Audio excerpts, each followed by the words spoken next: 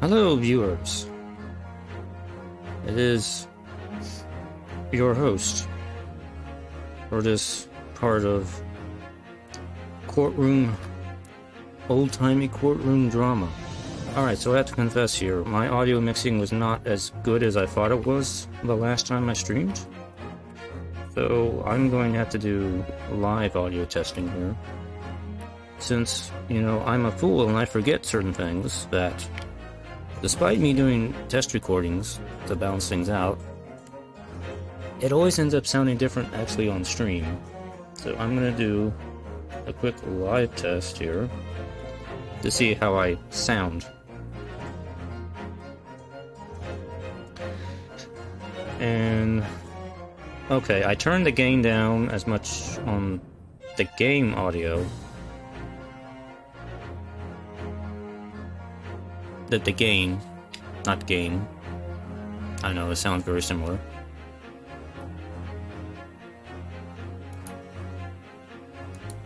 It sounds okay, but I might turn it down a smidge more here. Let me see.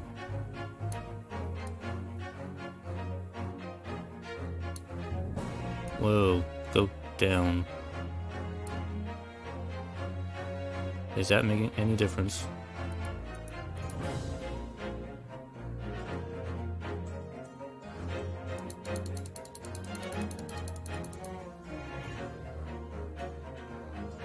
Test. That doesn't sound like it makes any difference.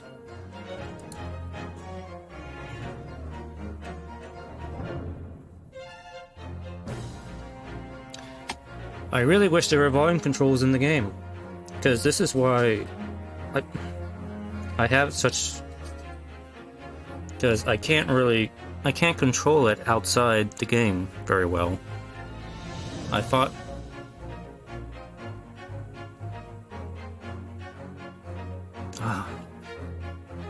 yeah, I'm just gonna have to put up with this. I mean, I sound okay now, but the last time I streamed, it sounded like the game was too loud.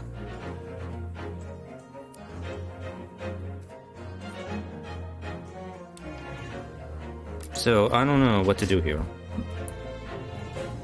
because I don't really have a way to really control the volume of the game through OBS.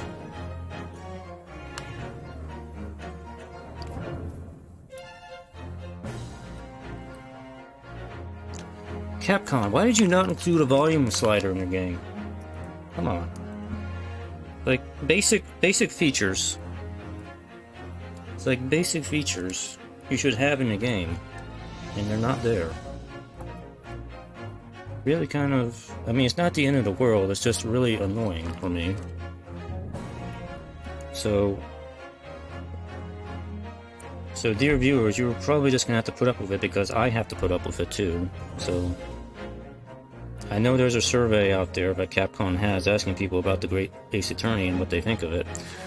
I hope they will let me put some comments in, like, please add a freaking volume slider to the game.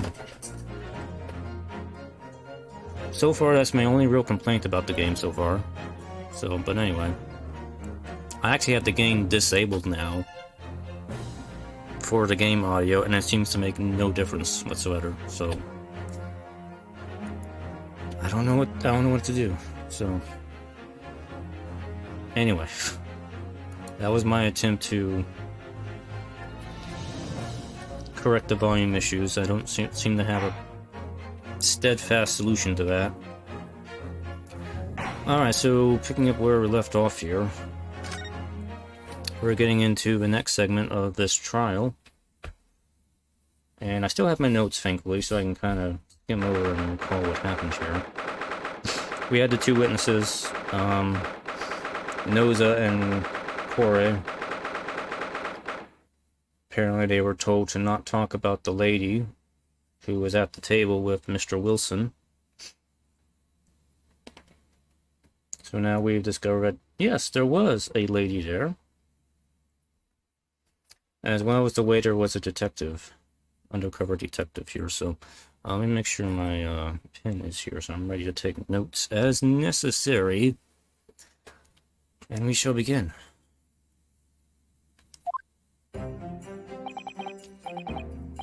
Excellent work, Ryunosuke.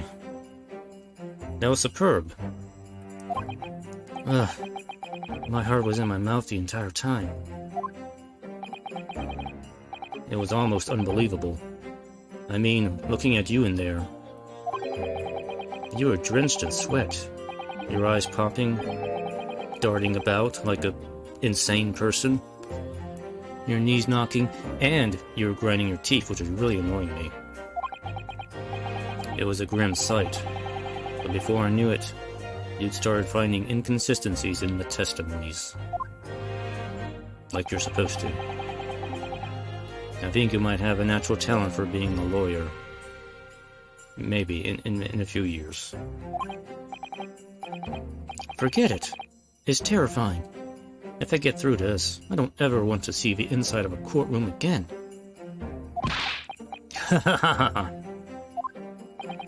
That's a funny joke, man. Anyway, it looks like we've exposed your phantom lady at last. Ding! Miss Giselle Brett. A student from Great Britain. Is she? Is she really? Actually, I read somewhere about this Giselle Brett is actually a reference to a Sherlock Holmes story. Or, I'm sorry, Sherlock Holmes story. Somewhere. I have no idea. That's what I was trying to tell everyone from the start. Dr. Wilson wasn't alone. There was a young woman with him, like I've been saying all along. Yes, you have, haven't you? You've been really on everybody's case about that. I might not be overly confident in the courtroom, but my powers of observation are one thing I am certain of. I am sure of. Yes, I can see that. So, about this young gentlewoman. Thanks to our detective friend, she was hastily escorted away from the scene, it seems. Did you see what happened with that? No, I didn't see any of it. I was too busy staring at this gun. I was just on my way out of the restaurant myself. Then, on the floor next to Dr. Wilson's table, I saw this really cool gun, so I decided to pick it up. Like an idiot. I noticed there was a gun lying on the floor. And just after I bent down and picked it up. You know, bang, like we keep saying. Bing. Or pop. Or kablooey, as they say, in some places. I didn't have time to think about where the sound of the gunshot had come from. The waiter ran over to me, looking as white as a sheet, and bleeding from his mouth for some reason, like he normally does, and he bundled me into some sort of small pantry next to the kitchen. Fast thinking by the detective, he apprehended his suspect without a moment's delay.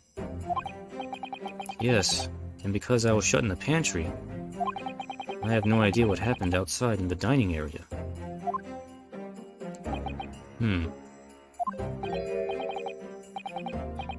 Ah, there you are. Well done, both of you.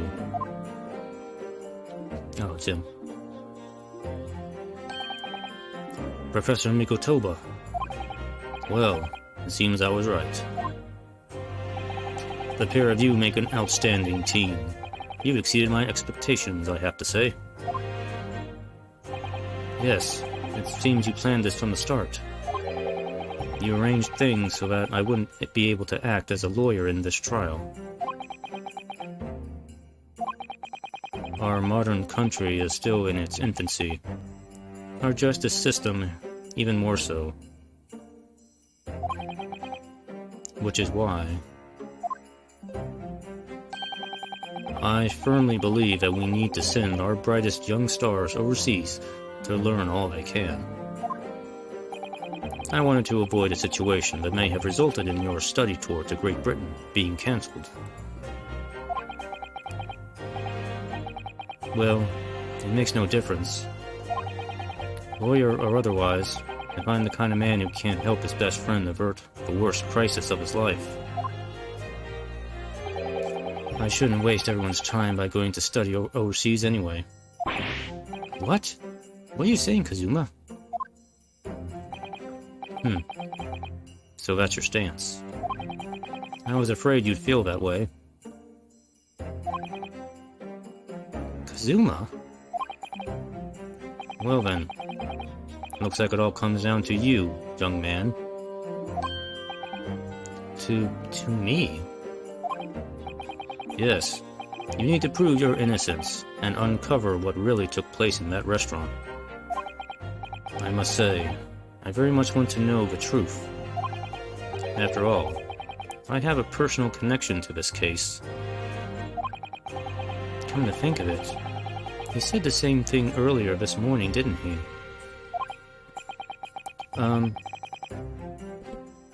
If you don't mind me asking, Professor, did you know the victim?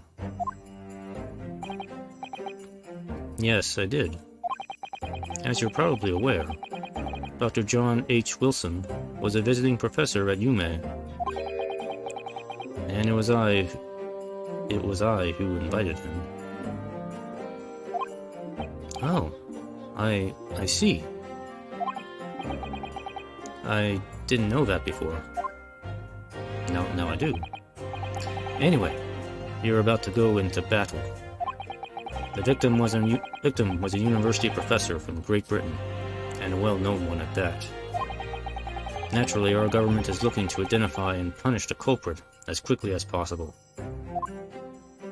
That means you. But let's not forget who we're going up against. The gentlewoman whose involvement our police bureau went to extraordinary lengths to hide. Yes, and I'm sure the prosecution will be using every tool at their disposal to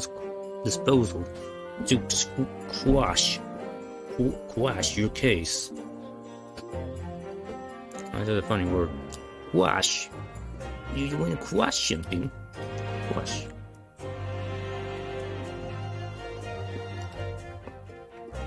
The drink of choice tonight is orange cream soda.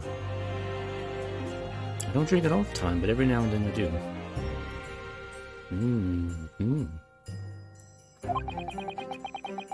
But I've no doubt that you pair will put up a good fight, right to the last.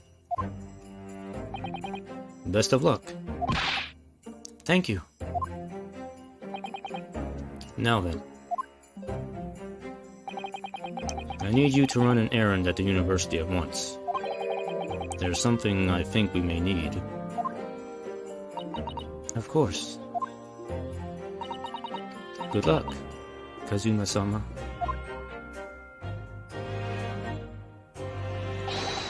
Defendant Naruhodo. Short recess is over. Please make your way back inside the courtroom at once. It's time. Let's get back to it, partner. Let's go in there and deal a decisive blow. Before those old fossils know what's hit them. Kazuma. What? Thank you. Really. What for? We haven't won yet. Well, if you hadn't said you believed me, then I'm fairly sure I'd already been found guilty by now. Look, I have faith in you. As a lawyer, and as a friend. Coming from you, that means a lot. If I'm found guilty in this trial, he's really going to give up on his dream of studying abroad. That's the kind of true friend he is. So this isn't just my battle anymore. Whoever we're up against, we absolutely cannot afford to lose. Alright then. I'll save the thank yous for after the trial, even though I just said thank you. You can treat me to one of those sukiyaki meals I like from the Yume cafeteria on University Street. With an extra large portion, of course. I love sukiyaki.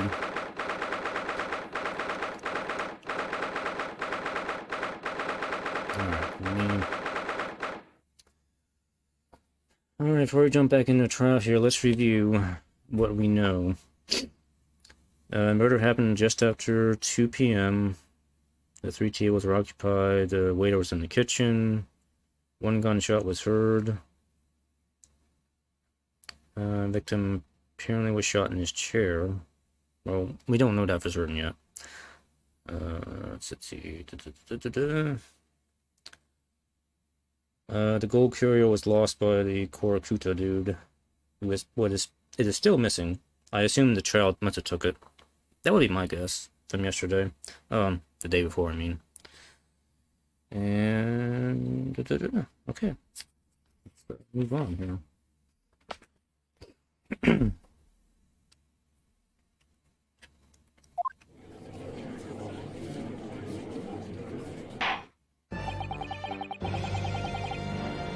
The court hereby resumes the trial of Ryunosuke no Hodo.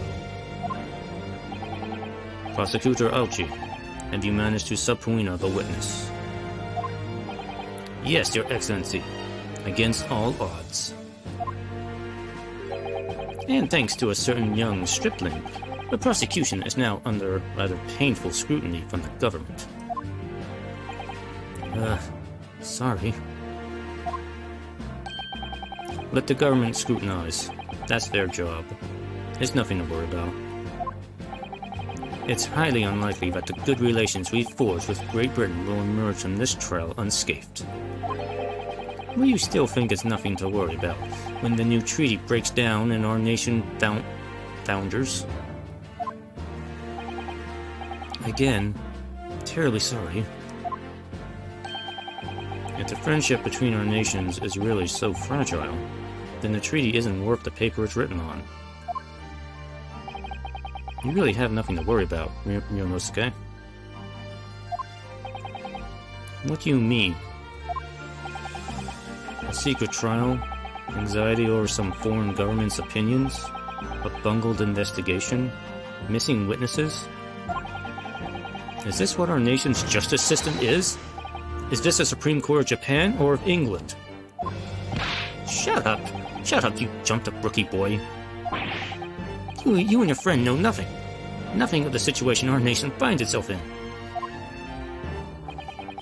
By aligning ourselves with this great world power, we'll become strong. Diplomacy has never been more critical. Steady political maneuver is what will secure our futures.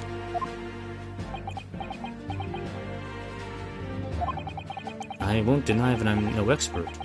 I'm just a student, and one who could arguably study harder too. But standing here now in our Supreme Court, there is one thing that I feel very strongly. A country that fails to uphold the truth in its justice system is a country with no future at all.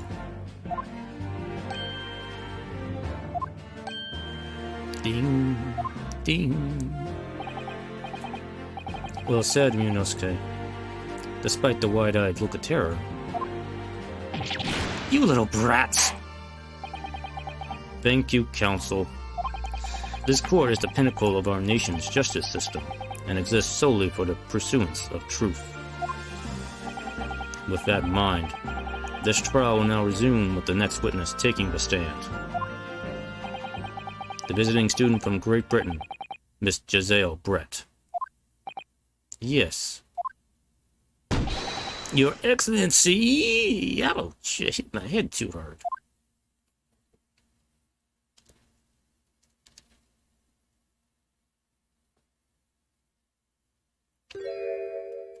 You have a swan on your head. Well, what a delight it is to welcome such a fine gentlewoman to Japan, and from such a distant land. Tea. Someone bring English tea. In England, no discussions take place without tea. That's not important. Come on, Judge. Is that true? No idea. So, him. Could we possibly trouble you to state your name and occupation for the court? Of course. My name is Satoru Hosonaga. We're not asking you. Why are you up there? I have been working undercover as the head waiter at La Carnival. Yes, we all know about you already. Inspector Hosonaga, where are your manners? In England, it's always ladies first. Is that true? No idea. More importantly, a little earlier today you said something to me. You said your powers of observation are the one thing you're sure of. So tell me, is that an actual swan on that woman's head? Oh yes, I think I did, didn't I? Yet your description for this amazing sight was simply a woman. Sorry, Ryunosuke, but powers of observation aside, your powers of description are sorely lacking. Guilty. You got me. Throw me into prison. So, dear lady, once again, if you may trouble you for your name and occupation, please.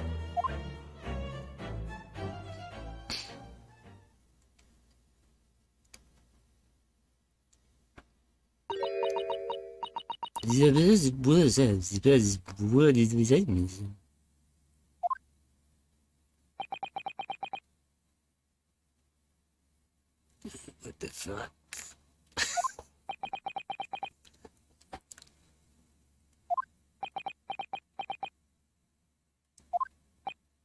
I'm terribly sorry, dear lady, but what?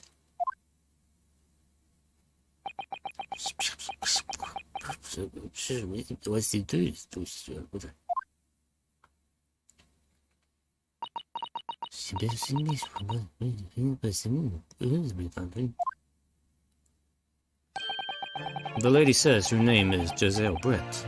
She comes from London, England. She's a visiting research student, currently enrolled in Yume University's medical faculty. Oh my! What a rare treat to hear the doucelet tones of the delightful language of the British people. I swear it's not like we're speaking English here, are we?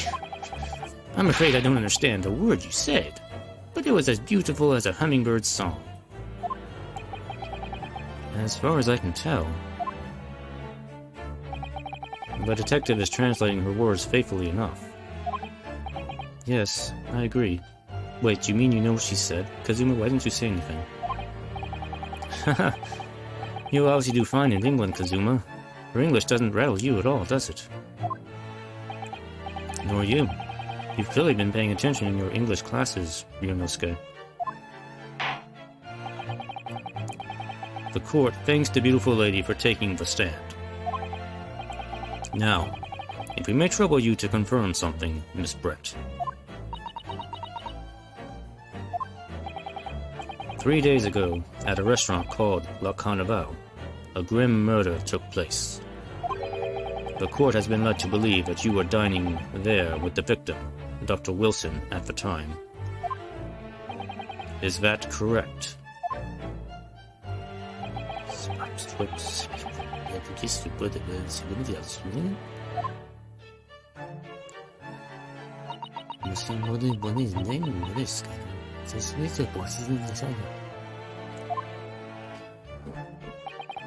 She says, yes.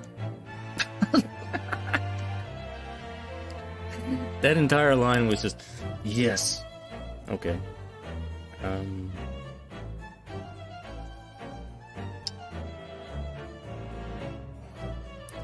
Okay. Well, I don't need to make a note about that. So we already know she was there. This could take some time. So even though she's studying here in Japan, she can't speak any Japanese.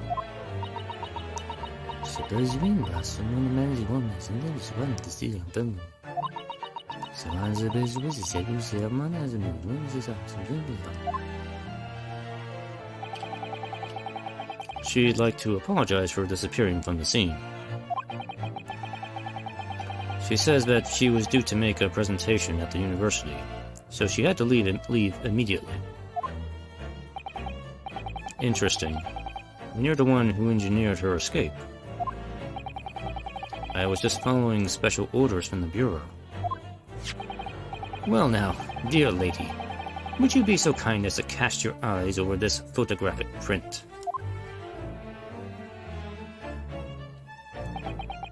Seeing as you were so unfortunately present at the scene of the crime, could it be that your resplendent eyes caught sight of the wicked perpetrator, perhaps?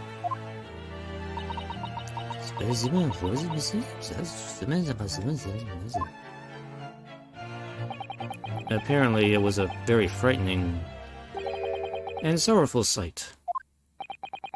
Do you mean to say? Yes, it would appear the lady did witness the crime. The very moment when the accused, standing right there in this courtroom, shot the victim in cold blood. Well, we're back to square one now. Order. Order in the court. Order in court. Did you hear that, Your Excellency? Here we have absolutely conclusive witness statement. Well, looks like it's clear now. We have to cross-examine her. Clear who our real enemy is. Unfortunately, I will have to ask you to formally testify, if you please. Kindly tell the court the exact nature of this frightening and sorrowful sight you described.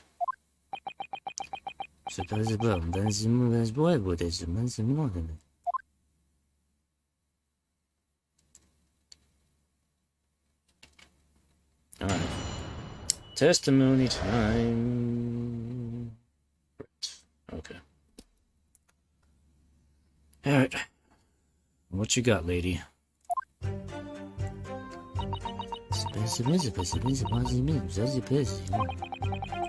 I had arranged to meet for a slightly late luncheon with Dr. Wilson that day. Okay, so...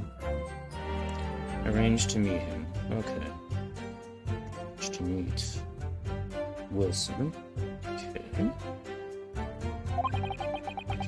The professor was unable to eat, so I ordered for myself only a beef steak. Okay, she ordered a beef steak. Is that a steak made of beef or a beef made of steak? We haven't really established that yet, but maybe Ryunosuke will ask that question.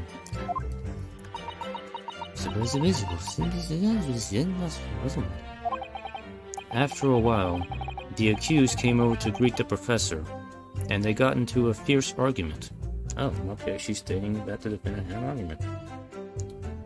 Interesting. States defendant had argument with Wilson, which is probably bullshit, but okay, we'll go with it.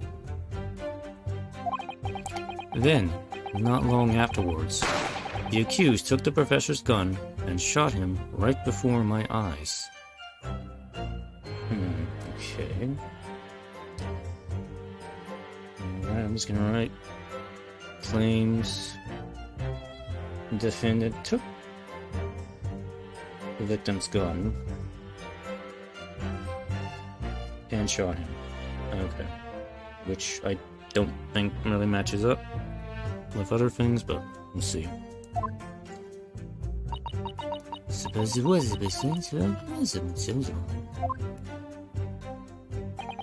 I don't carry a gun myself, so obviously I couldn't have been the culprit. It says doesn't carry a gun. Okay. Unless there's a gun in the Swan Hat. Because sometimes you do have to think crazy in these games. What would be the most improbable crazy thing? She had a gun in her Swan Hat.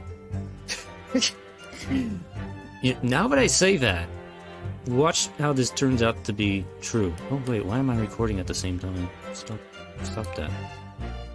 Maybe that's why I'm losing frames. I didn't mean to be recording at the same time. That's weird. Anyway. I must have hit that button by accident. I'm still streaming though.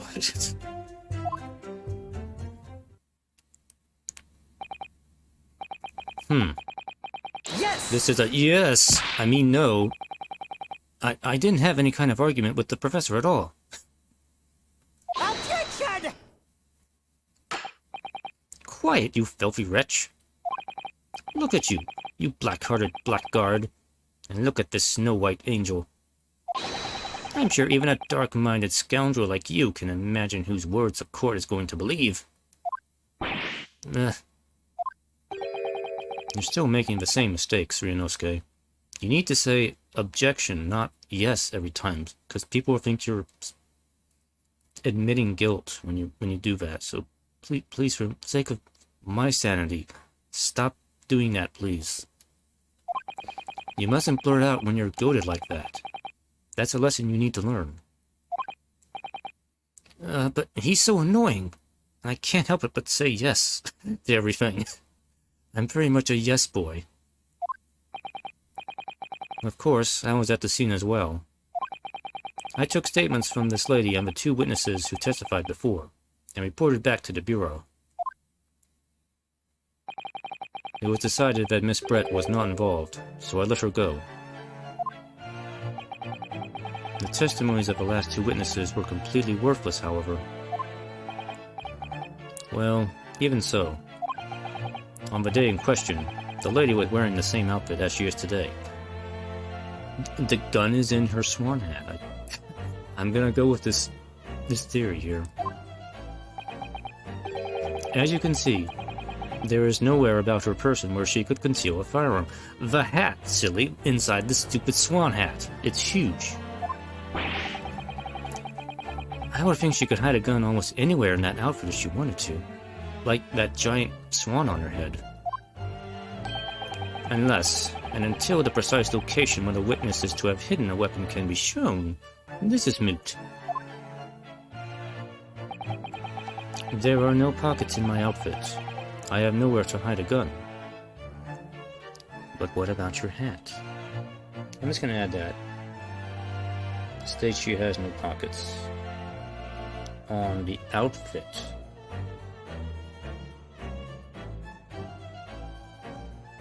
So where do you carry your cash, I wonder? Do you have a purse? Surely you're not walking around with any money or anything, and you gotta keep it somewhere. I keep it inside my hat, but we're not gonna talk about that. Those are the witnesses' own words on the matter. That's ridiculous. If only I was allowed to lift up her dress, I could prove it. Well, Ryunosuke, what?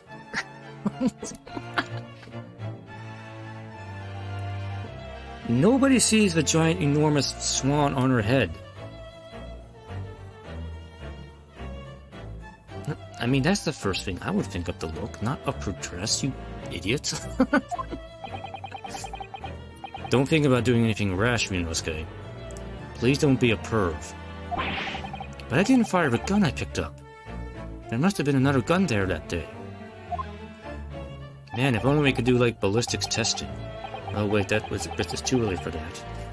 You're right about that. This means this lady was hiding a gun somewhere.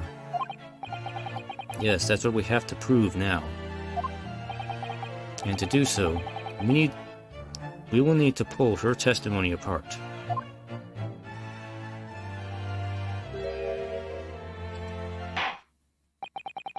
The defense may now cross-examine the witness. Oh, yes, sir, Your Excellency. Now we get to do my job, finally. Alright, so I already have the statements here. I'm going to review my evidence. But I will still use the usual tactic of just pressing everything and see what we get here. But let's see if there's anything in the evidence right away that will be a tell here. Okay, so she arranged to meet Wilson. She ordered the beefsteak. She states the defendant had a fierce argument with Wilson, and then claims the defendant took his gun and shot him, and says she does not carry a gun, so it could not have been her. Alright. Is there anything here that would discredit that?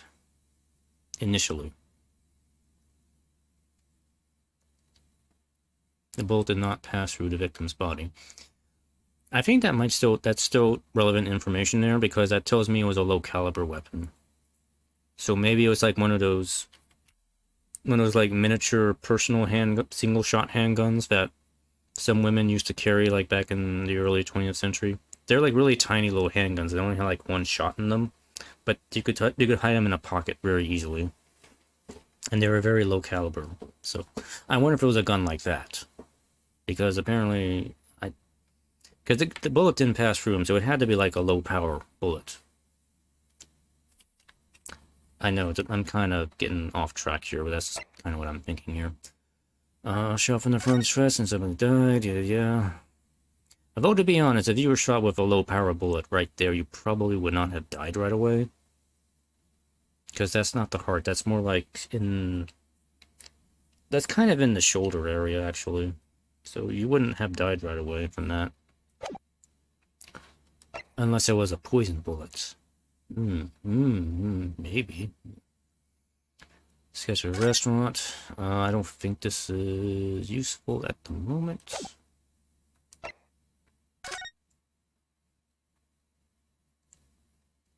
So we have to assume that is her beefsteak. Actually, wait, okay, there's already a problem here, because if she ordered the steak, why is Wilson sitting at the spot where the steak is? Clearly the body got moved. I'm sure that's going to come up, because that doesn't make any sense to me. Within the work thing, I don't think this is relevant or important anymore, so... okay. I'm just going to press things and see what we get.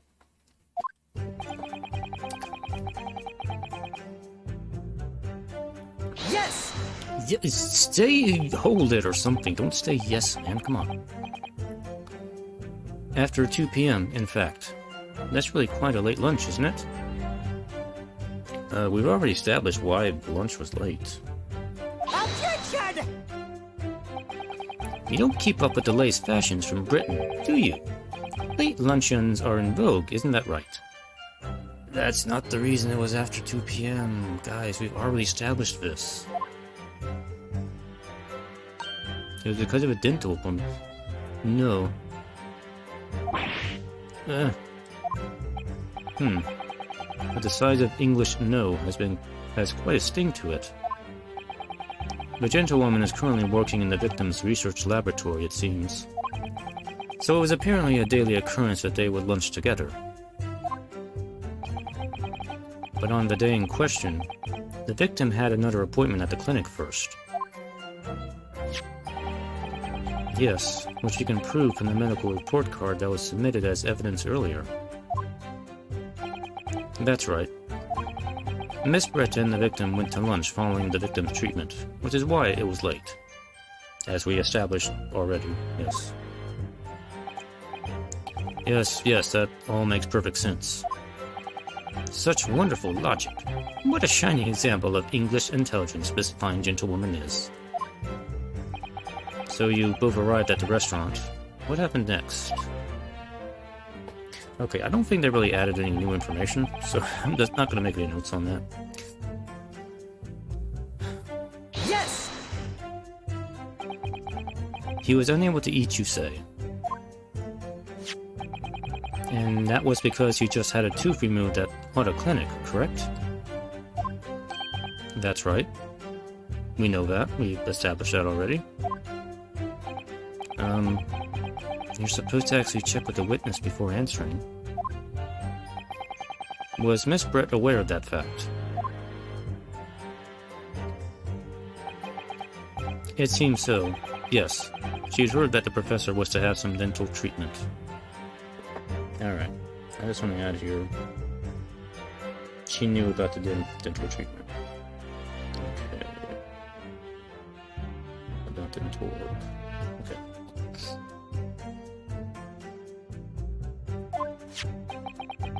So that would mean that it was you who ate the steak pictured here. Is that right, Miss Brett? That's right, yes. No, she is supposed to confirm that, not you. The print you have there shows the table exactly as it was left after the horrifying events. Okay, but how did the body end up in her chair? Can you explain that? Hold it! See, this would be a hold it moment, but we're not going to get that. Exactly as it was left. Dear me, what a harrowing experience. To have traveled to a distant island on the far side of the world and be embroiled in such a tragic incident. Have no fear, my dear lady. I swear I will crush the evil fiend that has subjected you to this terrible plight. So the victim, Dr. Wilson, had nothing to eat or drink at all. That's right. Other than some carbonated water. I mean, seriously, who orders that at a restaurant and drinks that stuff? It's awful. Just water. Carbonated water. Yes, the professor was unable to eat, but he had been given permission to drink water. Just water, not carbonated water. So it appears that the diners toasted their lunch with a glass of water each. Each. Glass of water each. I beg to differ. There's only one glass of water on the table.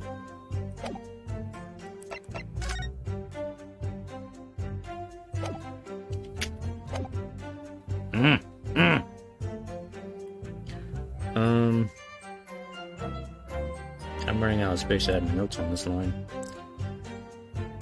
I'm just going to claim they toasted with water each, which I know is bullshit. I'm going to make a note of that.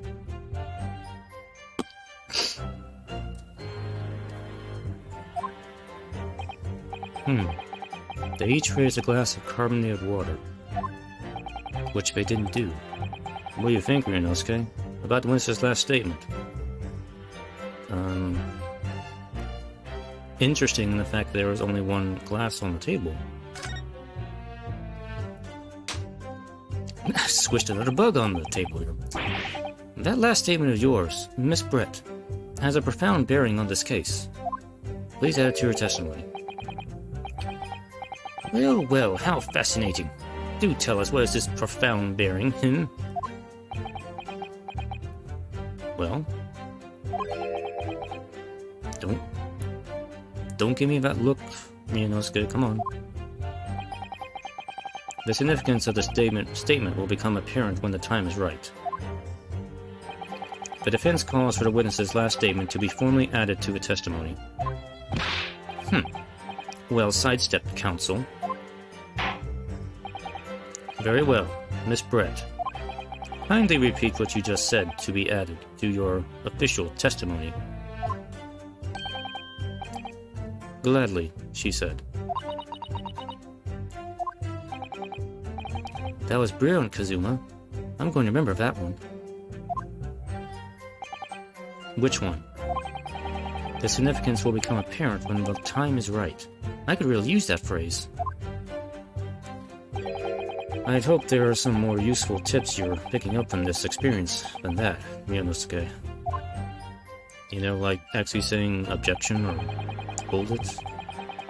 I ordered a beefsteak for myself and the professor, and I said cheers over a glass of carbonated water. Now they're saying one glass, but whatever.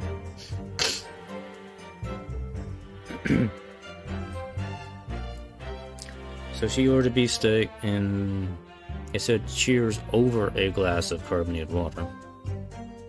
See, now they're saying singular glass. It's sort of confusing me now.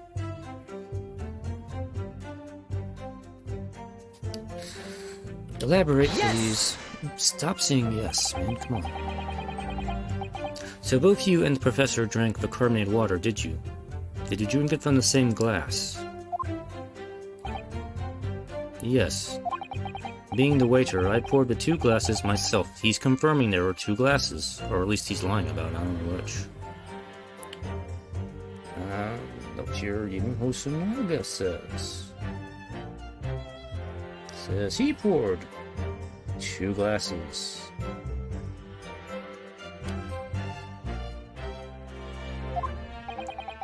Except you're actually a detective. It's That's not important at the moment, Ryunosuke. And the beef steak. That was for you, Miss Brett. The lady says that she'd heard it was not customary to eat beef here until Japan opened its doors to the world. Yes, that's true. I mean, I didn't even know what beef was. That's why I had to ask about it before. I'm so confused by the whole idea, because, you know, I didn't think beef was made of steaks. What a frightful place, is the lady's opinion. And I've heard it's not customary to eat sashimi in Great Britain. Now that's frightful. I mean, who would eat sashimi? That's like raw meat. Why would you eat that? No, just absolutely not. Every country has its own cuisine. As long as people have food to eat, what does it matter what it is? True. Come to think of it. The first time I tried carbonated water, it was much more a shock than the first time I tried beef.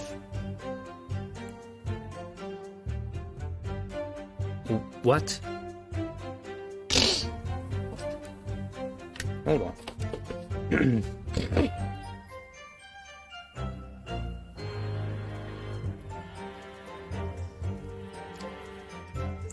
Ryunosuke, we need to have a talk here. I thought we established you didn't know what a beef steak was before, and now you're saying you know what beef is.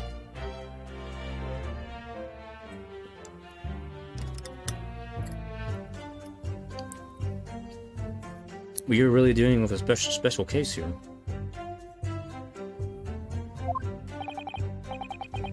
But anyway, back to this witness's statement. Somehow, I feel like there's something out of place in what she's saying. You think? We need to pounce on even the slightest thing now, because you never know what might lead us to our goal. Our goal of turning this trial around. Understood, Kazuma.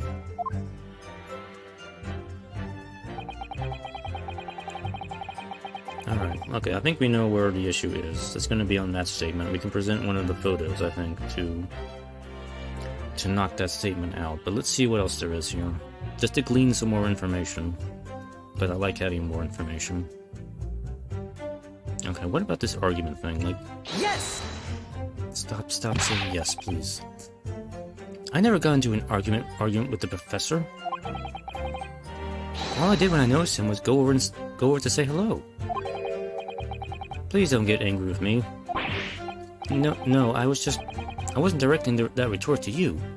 It was meant for the lady next to you. Oh, he actually slammed the desk that time. But anyway, as I said, I did not argue with the professor. I'm afraid your words are in vain. Sorry? Miss Brett does not appear to speak Japanese. No, of course not. Japanese is such a cumbersome language anyway. English is the future. We must all speak English.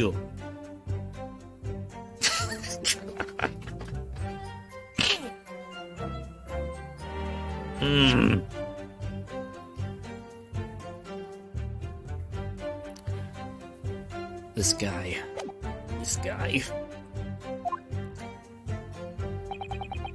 I wonder if the prosecution will feel that way forever, or only in the presence of beautiful women.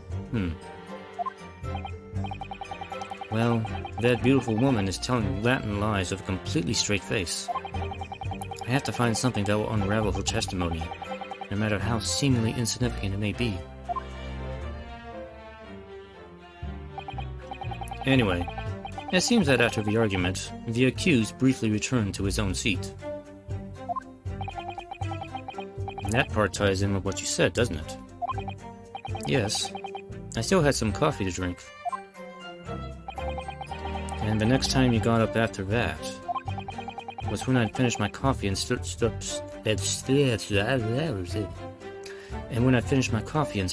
up to leave.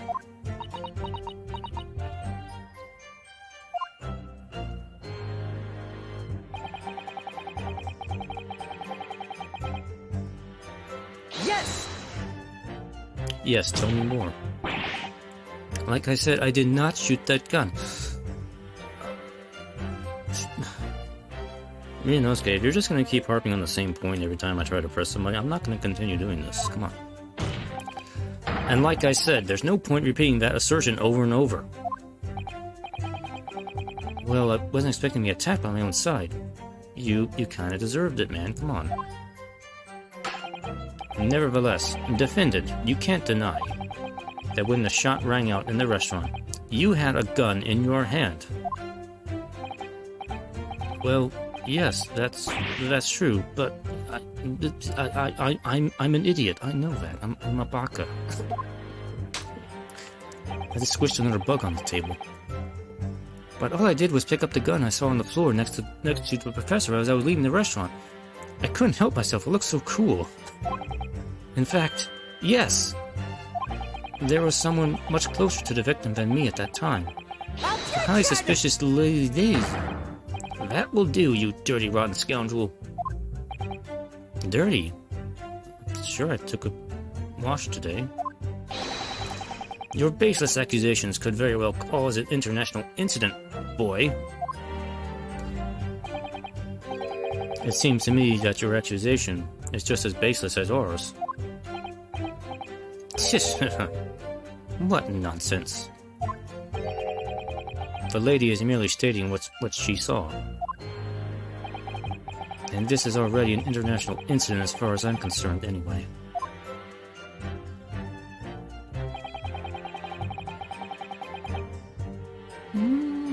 Yes!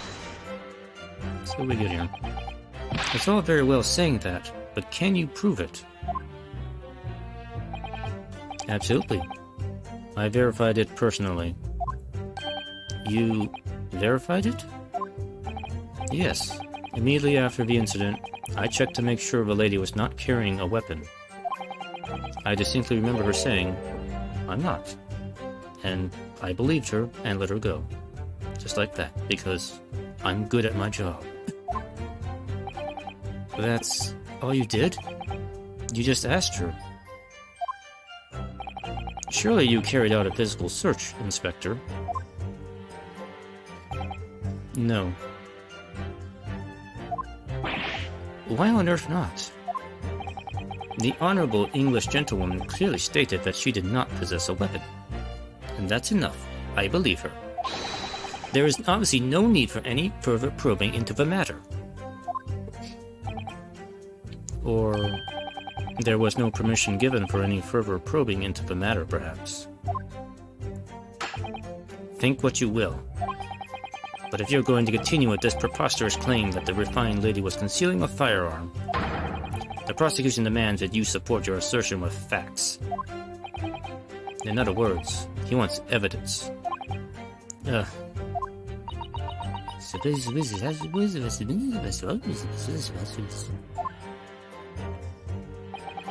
lady wishes to point out that, of course, she wanted to stay and assist with the investigation. But she was in a hurry to give a presentation at the university, so she was compelled to leave. Not to mention the fact that your office had told you to get the woman out of there. Not get her out of there. I just urged her to leave. The lady would like to point out that she in no way meant to run away from the scene of the crime. Which is why she is only too happy to cooperate and testify here in court today, of course.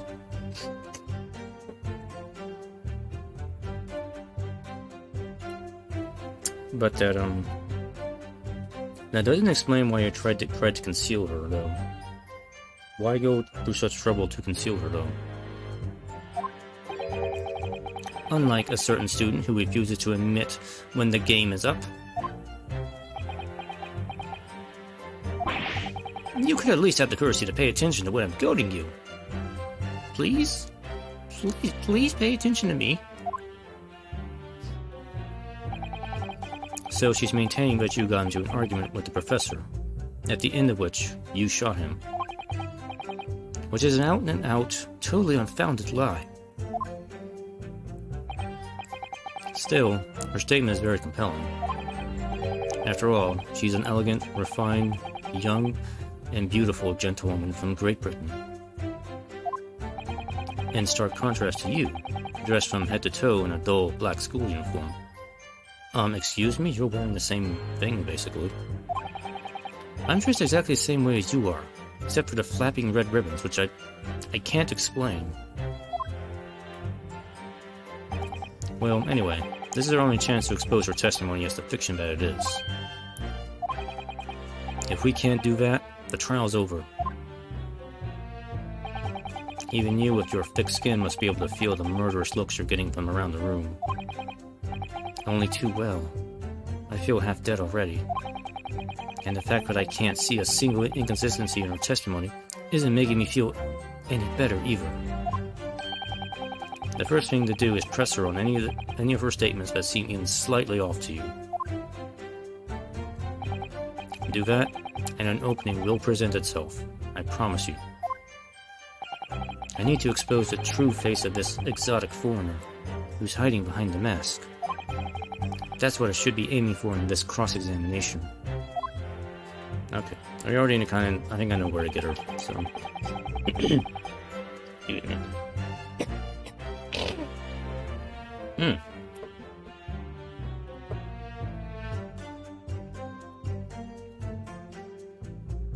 Alright. Let's see.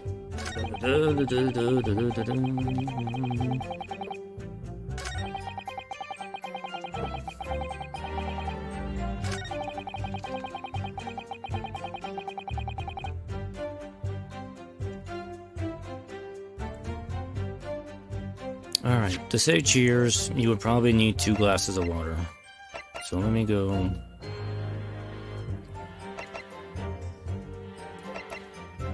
with this. Yes!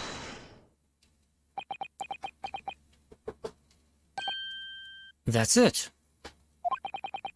Let me just confirm something, please. It's to do with this photographic print. Just a short while ago, you spoke of this print showing the victim's table at the crime scene. That it was exactly as it was left.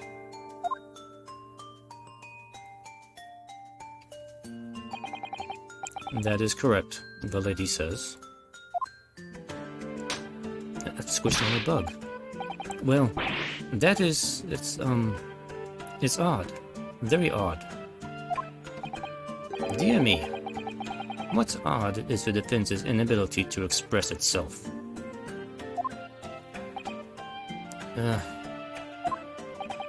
Ryunosuke, what is it about the print that looks odd to you? Well, obviously it's the cheers. The cheers. What is that? Miss Brett just told us that she and the professor said cheers over a glass of water. But if that's true, there should be 2 glasses on the table, not 1. Ah. You're quite right, Counsel. There's only 1 glass pictured here. Objection! Are we supposed to be impressed by this nitpicking over minutiae? Minutiae, however you pronounce that, I don't know.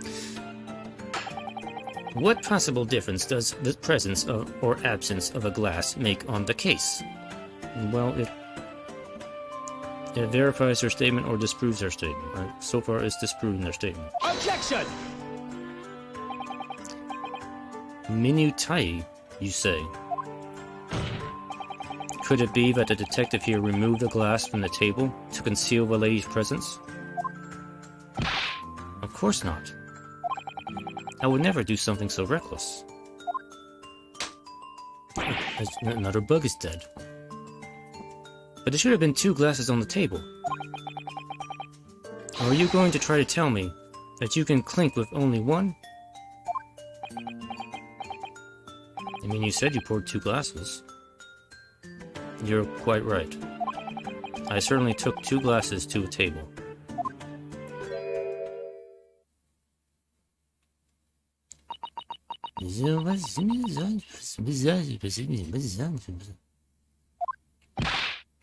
Inspector, what did the lady say? It would seem that it was Miss Brett who took the glass from the table. What? It was all so terrifying, everything that happened. I panicked and thought I should try to hide the fact that I'd been there at all, she's saying. Why? Good gracious. A thief. Guards, arrest her. Sorry.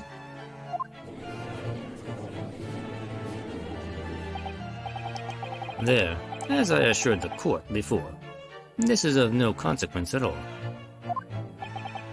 Oh, please. You must remember that this student had just murdered this lady's luncheon companion before her very eyes. Who could blame her for concealing a glass or two in her state of disarray? But where was she hiding it? She has no pockets. That's absurd. Oh, really? So do we take it that you are now going to accuse this vulnerable, young, and beautiful woman of mischief? What? No. This can't be put down to mischief. I'd like to know exactly how the lady took the glass from the scene.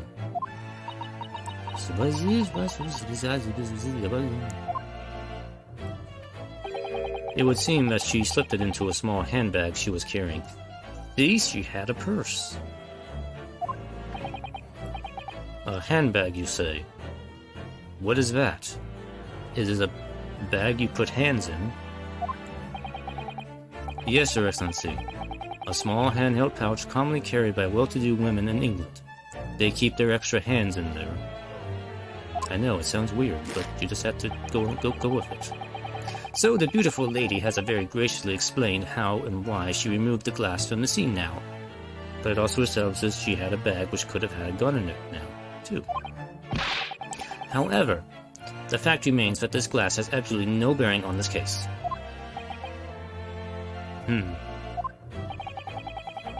This student has been trying to confuse the court with logical reasoning. How dare you? But in the end, it comes to nothing.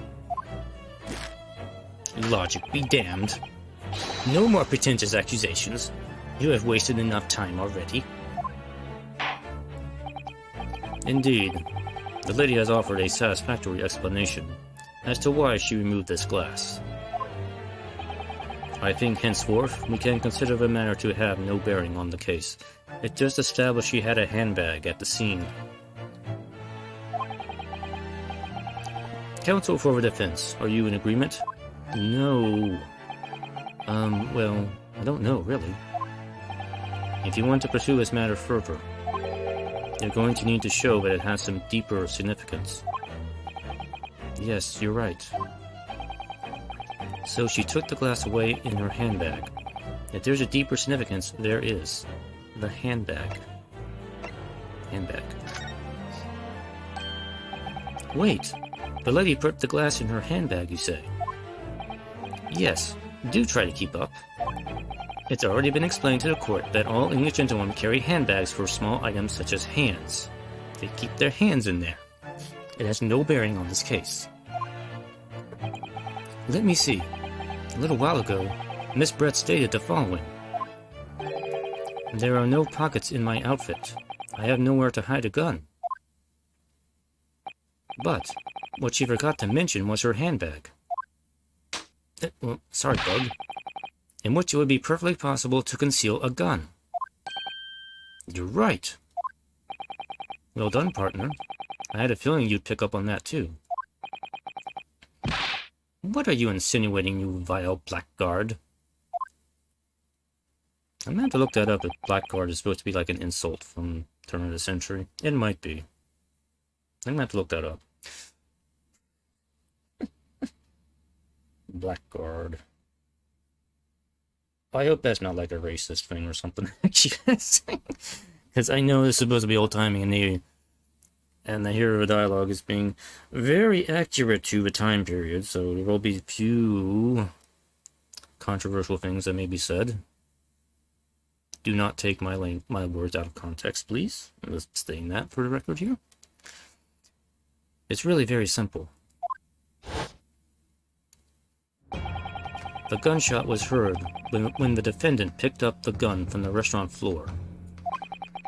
As he didn't fire that gun, we can deduce there must have been another firearm at the scene. The true murder weapon, if you will.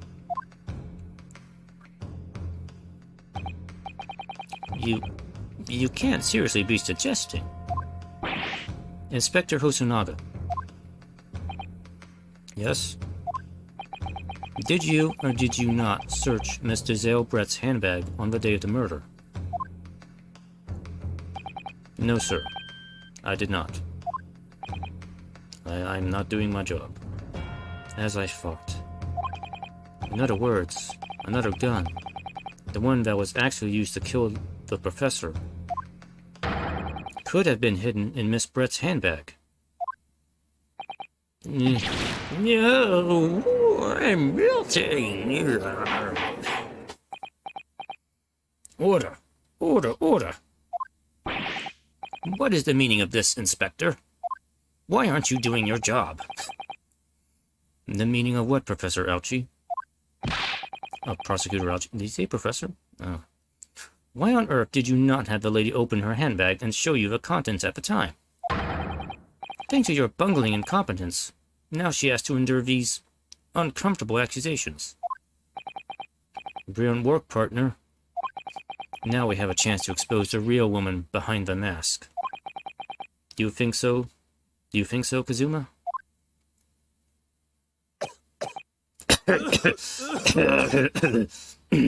I'm sorry. I have the bubonic plague. I'm dying. Well, what a sorry situation. Surely you have no faith in the police, as you have just demonstrated.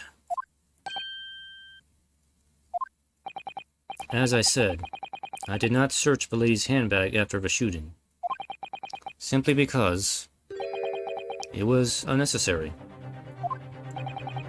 Unnecessary in what way? I ought to thank the student lawyer, really.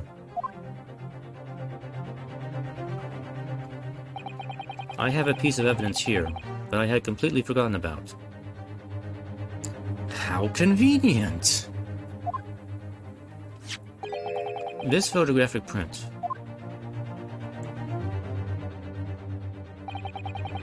This print is of a photograph that I thought would be prudent to take immediately after the shooting. And you didn't give this to the courts earlier.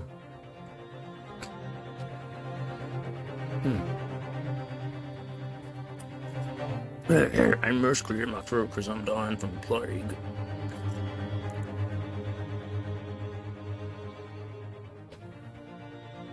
I'm out of soda now. I drank all of my soda. I do have some water on hand though. Also, why is there like a... Looks like there's a cow tattoo on the dude's wrists? Or something like that? That's a really weird place to put a tattoo. If it is a tattoo at all, I don't really know what it is exactly. I'm sure we'll get to inquire about that. But yeah, apparently, yeah, she has a transparent bag, which I guess is a thing that some people had back then, I guess.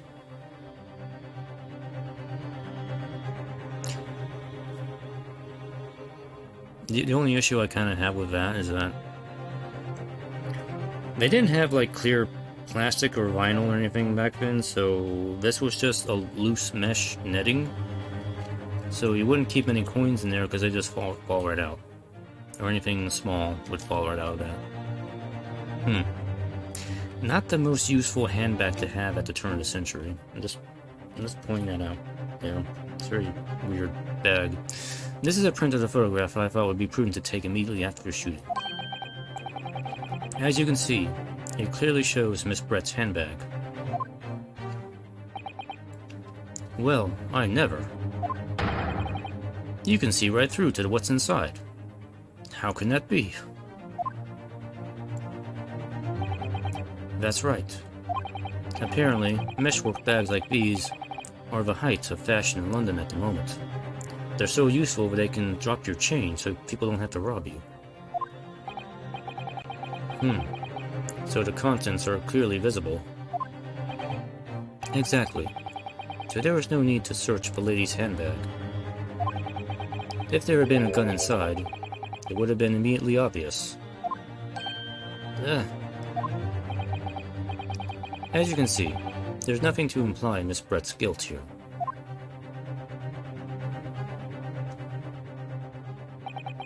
Thank you for helping to prove that, Naruhodo-san. I'm dying. Order, order. Inspector Hosonaga, you will submit that print as evidence at once. Certainly, Your Excellency.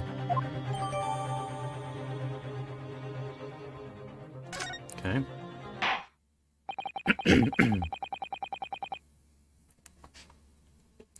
I think you've had long enough to cross-examine the witness counsel. I still say she's going to get a gun in her swan hat. The court has now been shown considerable evidence, as the photographic print just submitted into the court record appears to have no further significance. I am satisfied that there is no longer any room for doubt in this matter, and I must make my ruling. Indeed, and there is only one logical conclusion. That the pathetic rookie slumped over the bench before us is the only possible perpetrator of this crime.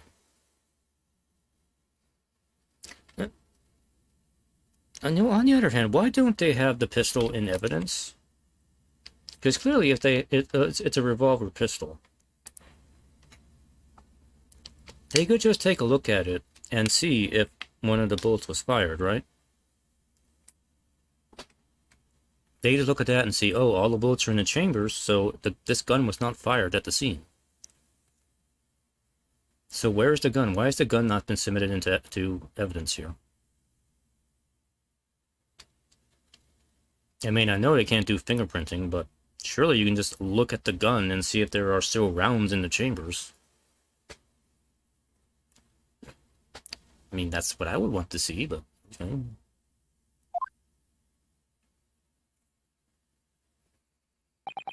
No. Just when I thought I was beginning to turn things around. I'm in a worse situation than I was at the start.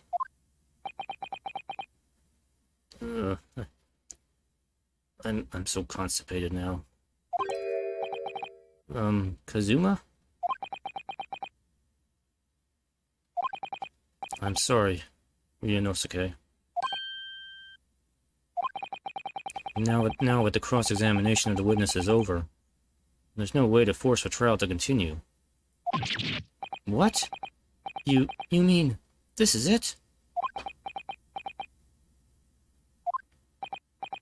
Tish, I must say, you put up quite a fight for a rookie student.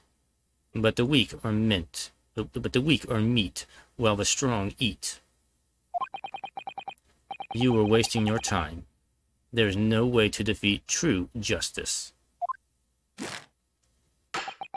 A fact that you can chew on to your heart's content from the inside of your cell.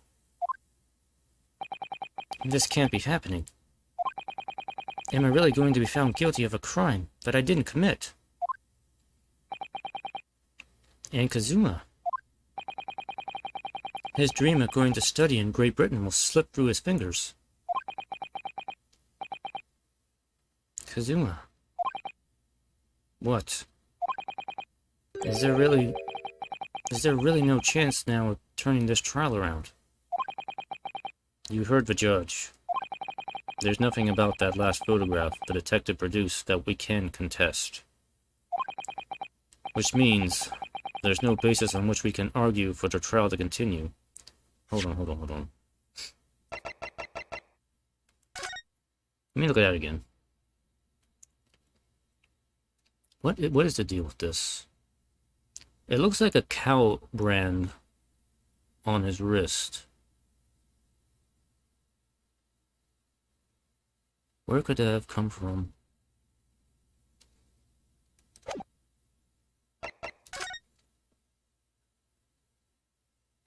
Oh, it came from the plate. Right there.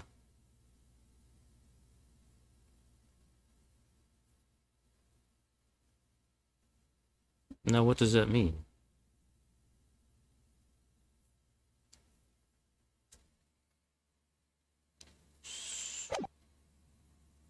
Hmm?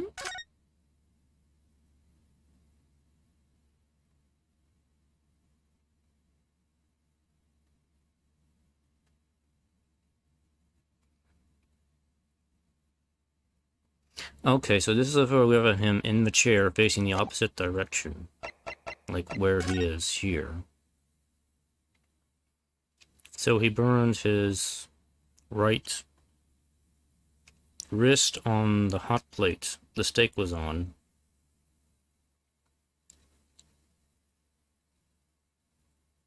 So he was actually facing towards the steak when he was shot?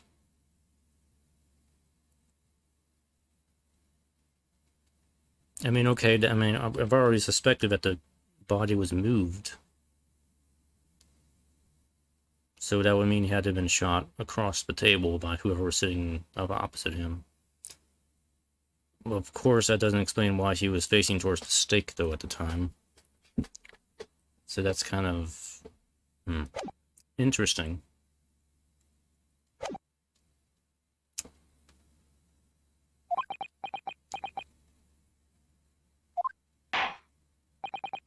Very well. I will now proceed immediately to the ruling. It seems we will be able to report to the British government on time after all. That smug little Ryunosuke Naruhodo. Having considered all of the... Yes! I mean, no. Wait, Your Excellency. Ryunosuke? I don't think you can rule on this case yet. Objection! This amateurishness is getting tedious. When His Excellency deems that the trial is over, he gives his ruling. That is the most basic protocol of the courtroom. Yes! Yes, I mean no. Your Excellency, just a moment ago you said this. As the photographic print just submitted appears to have no further significance, there is no longer any room for doubt in this matter, and I must make my ruling.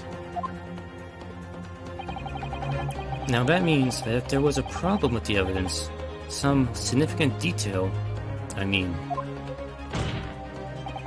then ruling on the case at this time would be out of the question. Objection! This is blatant straw clutching. Look at this photographic print. All it shows is the handbag the gentlewoman was carrying on the day in question. There can be no problem with this evidence. But there is... You better know what you're doing, Ryunosuke. I understand your objection, counsel. Certainly, the new evidence submitted by the detective has not undergone the court's scrutiny. However, I fail to see how we can glean any new information from this handbag. My thoughts exactly. Really, the prosecution is becoming tired of this rookie's desperate wheezes. Yes, I am desperate, but this isn't a wheeze. There's something about this photograph which just doesn't seem right. If only I could put my finger on it. Very well. I will grant the defense one final opportunity. What? But be warned that if I am unsatisfied by your response here, the trial will be over with immediate effect, and I will smash this hammer into your hand, breaking every finger and bone in your hand. Do you understand? Do I make myself clear? Yes, Your Excellency. So, take another look at the photographic print Inspector Hosonaga submitted before. You identify for the court where in this print we see the significant detail to which you have alluded. How about this thing? Yes! Can't really explain that. Look at this, here. There's a very unusual mark on the victim's wrist. That is true. It looks almost like a burn of some description. Objection! Dear me, I was pondering what new piffle you would come out with. A burn, you say, on the victim's wrist. Clearly that has nothing whatsoever to do with the magnificent lady's handbag. Yes, that is a burn mark, you're right. Go on, Inspector. The police coroner also noticed it when he was performing the post-mortem examination. It was deemed unrelated to the cause of death, so he didn't note it in his report. What did I tell you? In any case, we have no idea when the victim suffered this burn, do we? And no possible way of knowing either. But we do. The more I look at it, the more I find myself intrigued by the curious shape of the mark. However, as Prosecutor Elchi points out, unless a firm connection to the case can be shown, I cannot allow any further time to be spent on the precise details of this burn.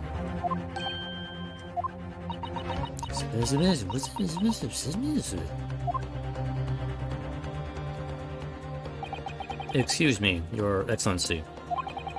It would seem Miss Brett has a lunch appointment with the Dean and other university staff. She's trying to weasel out. She would like to know if she may be excused from the stand now. No. Oh, of course, dear lady. We shan't hold you up any longer. I'm quite sure His Excellency is about to give his final ruling anyway. What's your thinking on this, Ryunosuke?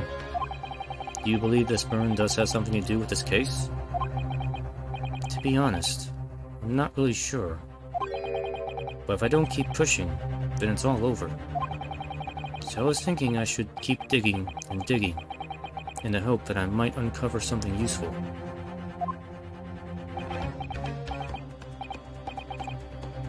Yes, you're right. I am? If we can just link that burn to the case, if we can do that, we might be able to prise the shutting door back open again. Just give up, Counsel. You can't possibly hope to do that. Indeed. I'm afraid that without evidence, I can't allow you to pursue what is little more than conjecture. But if we had evidence that irrefutably linked the burn on the victim's wrist to this case, then you would allow it. I would, yes. To tell the truth, I hadn't noticed that burn. But as soon as you pointed it out, what I did notice was the color draining from Miss Brett's face. Really? I have to find some link between that burn and the case.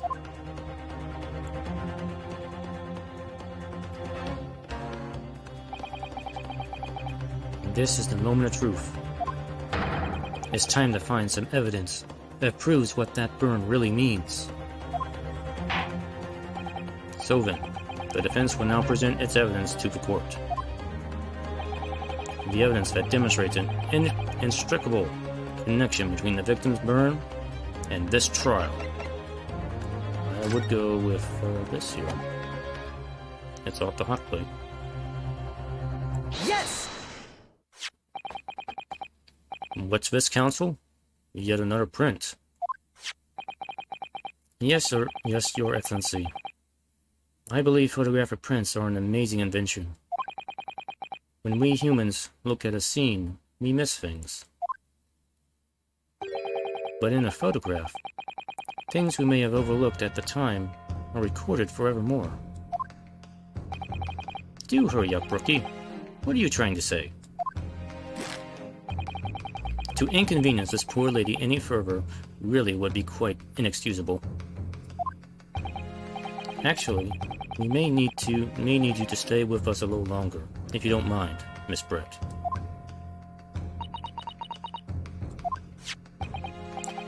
You see, it's very clearly visible in this other photograph.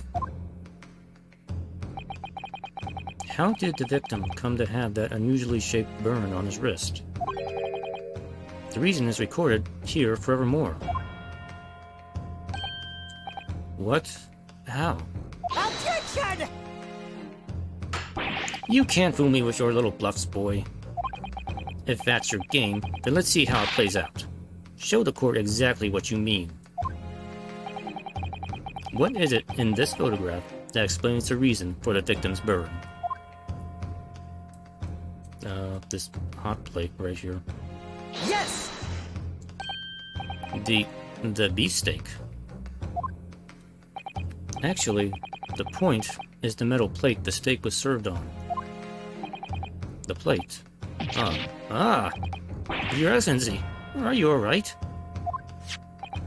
As you can see, there's an emblem on the plate. I would guess it's some sort of trademark of La Carnival.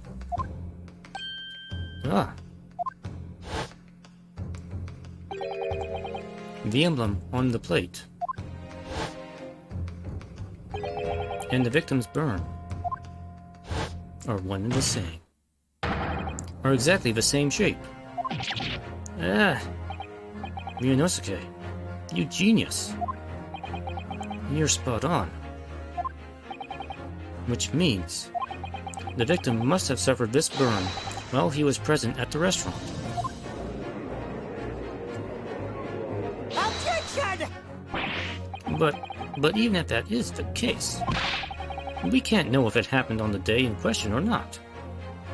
It probably happened on the day in question. It could have been the day before, or the day before that. It most likely happened at some other unrelated time.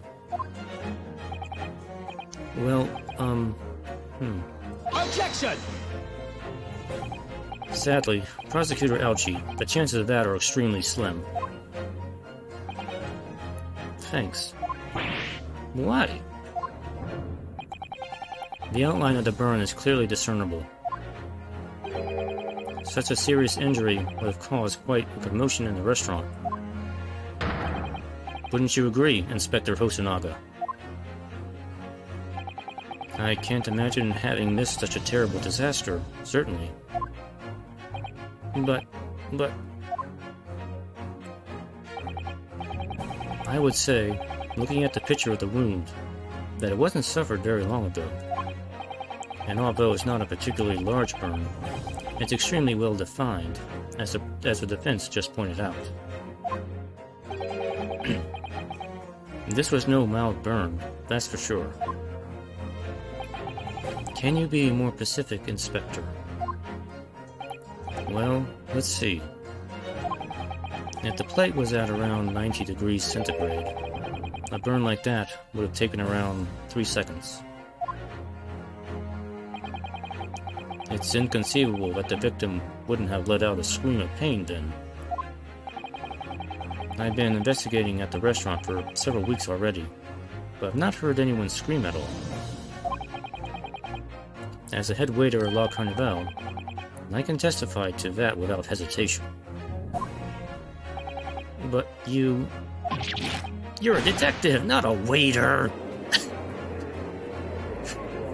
Yes! Yes! I mean no. There you have it. Something isn't right here. As the detective said, anyone who burns themselves on a piping hot plate for 3 whole seconds would scream in pain, especially if they burned it on their wrist like that. There's no question of that. And yet, Inspector Hosonaga never heard the professor scream. Not on that day, or any before it. Unless he was dead. That's right. And the strange thing is, on the day he was shot, I didn't hear him cry out either. What are you suggesting? Well, if the professor had carelessly laid his wrist on the plate for anything like 3 seconds that day, that would be beyond careless, I think, Counsel. Then the rest of us in the restaurant, myself, the sergeant, and the old antiques dealer, all of us would, without any question, have heard him scream. Wouldn't you agree, Prosecutor Alchi? Well, yes, I suppose. So the question is, why didn't a single person hear Dr. Wilson scream? I almost don't believe it. Ryunosuke, do you think that Mr. Wilson had no voice? Can it really be true? I never dreamt we'd arrive at a conclusion like this, but I'm starting to think that maybe we've been led into a terrible trap.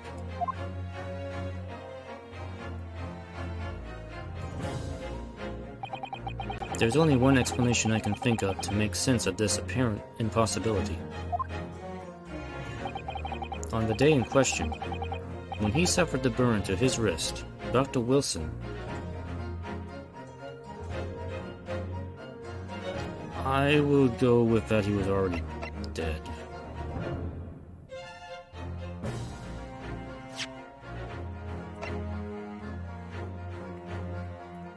He died a little after 2 p.m.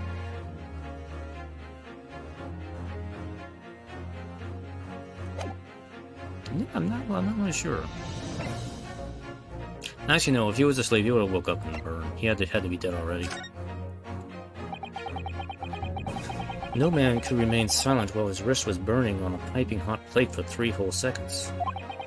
That's clearly impossible, apart from in one particular situation. Counsel, are you suggesting? Yes, it's only possible if the man was already dead. Already? Dead?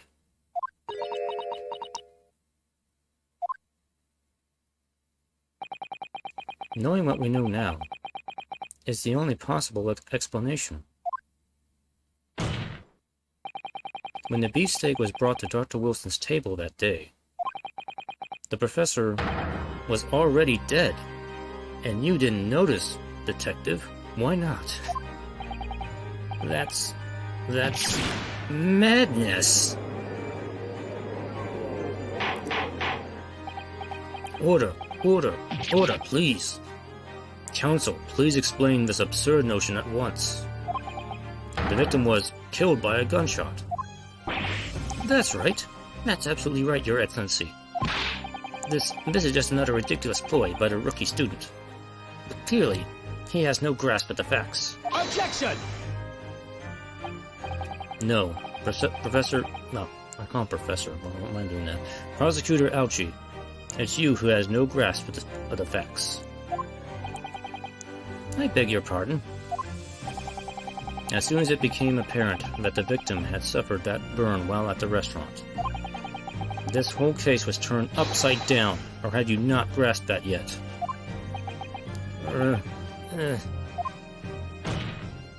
Your Excellency, the court must hear from this witness again. If it's true, as we now believe that the victim was already dead before the gunshot was heard, it's highly likely that Miss Brett knows something about it.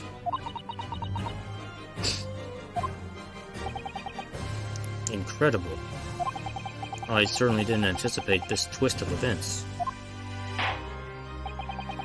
I'm sorry to say, Miss Brett, that you will have to forget your luncheon engagement. But, Your Excellency, she was having lunch with me. I can't. Dang it! You got me.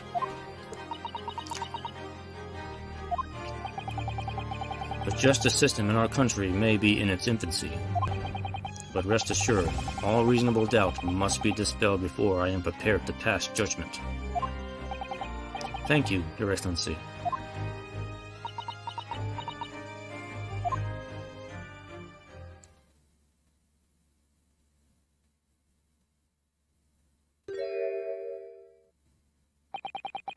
What was that smile? Yes, of course.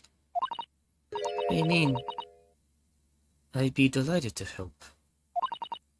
Especially if it helps relations between my country and yours. Miss Brett, you speak Japanese or English? I mean, or we can understand you. We have translators. But I don't know what's going on.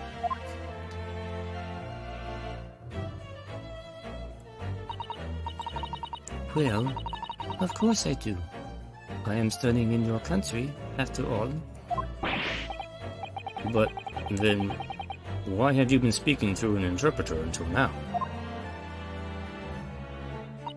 My mother tongue, the Queen's English, is the most refined and elegant language in the world. As a gentlewoman, I try to avoid speaking in your vulgar tones as much as possible.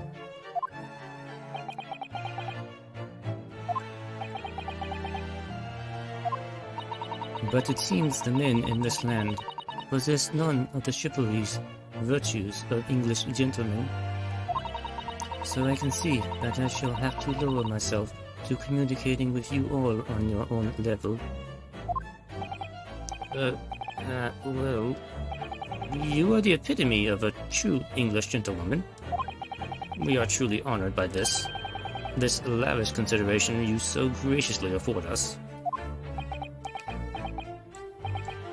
I see.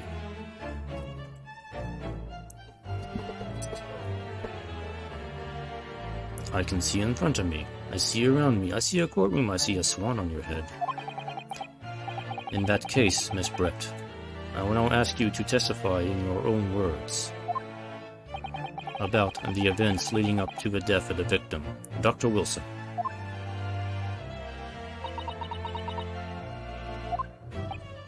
So, we're finally going to hear her own words on the matter. Things are getting interesting, Ryunosuke. Alright, more testimony.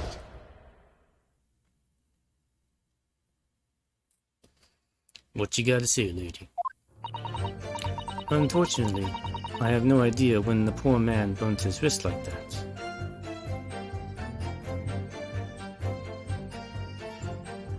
Unaware of the burn. Okay. Also, the music has picked up, so that means we're probably getting close to the end here. When the waiter brought my steak, the professor and I raised our glasses in a toast. Okay. Waiter brought steak.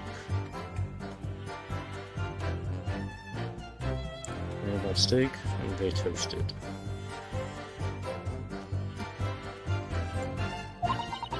As far as I've heard, the post-mortem report showed no other possible cause of death besides the gunshot.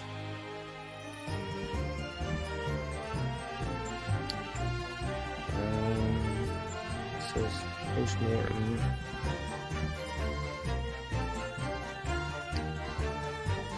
Showed no other cause besides gunshot.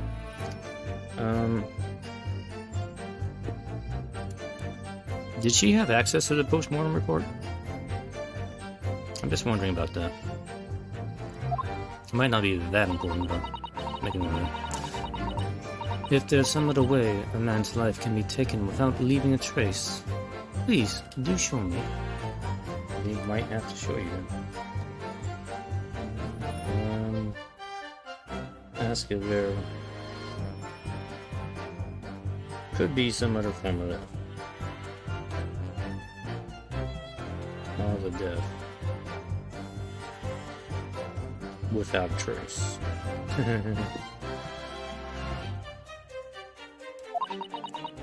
But of course, this country's inferior investigative techniques probably wouldn't pick up on it anyway.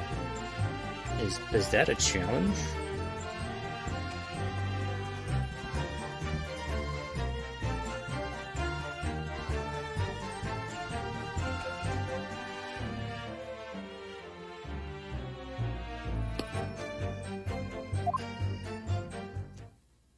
Alright, we're probably going to have to press everything there.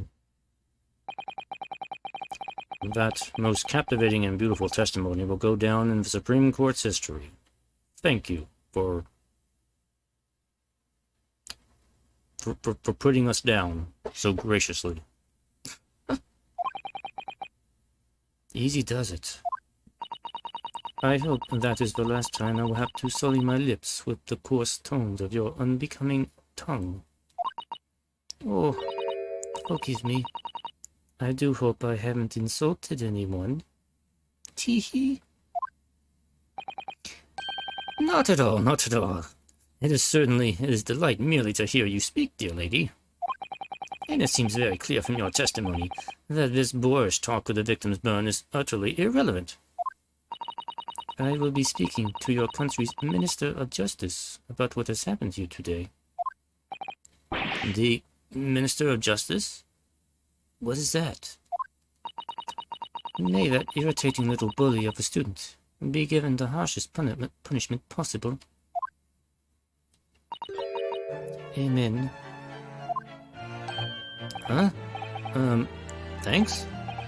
Was that a prayer then?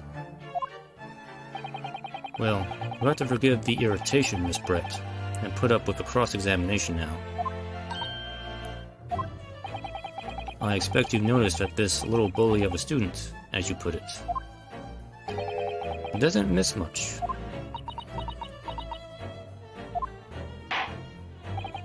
I'm sure I don't need to remind you, counsel, that this will be your final cross-examination in this trial.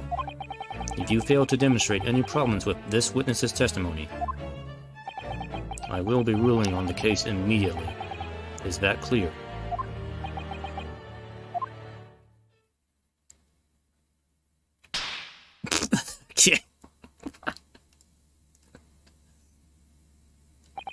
Yes, Your Excellency. Then you may proceed with the cross-examination. Let us begin.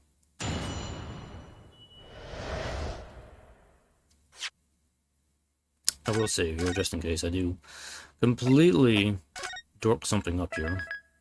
Don't think I will, but you never know. I'm going to press everything first here and see what we get. Additional information here. Yes! Yes, I mean no. But his hand was on the searing hot plate for at least 3 whole seconds. You can't not have noticed. Do you think so? Let me ask you something. Sorry?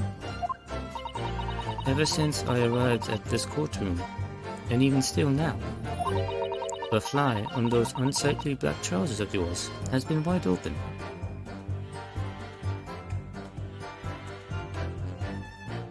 How do you see that? The desk comes up to his waist. You wouldn't see that. You can't not have noticed, can you? See, you can't see it. Ah! You can see through desk. How? Haha! What fun! You hadn't realized. The dear lady is absolutely right. I can see it too, through the wood. You pervert. As your friend, you embarrassed me as well as yourself, Ryunosuke. Why didn't you tell me? Dr. Wilson was a true English gentleman.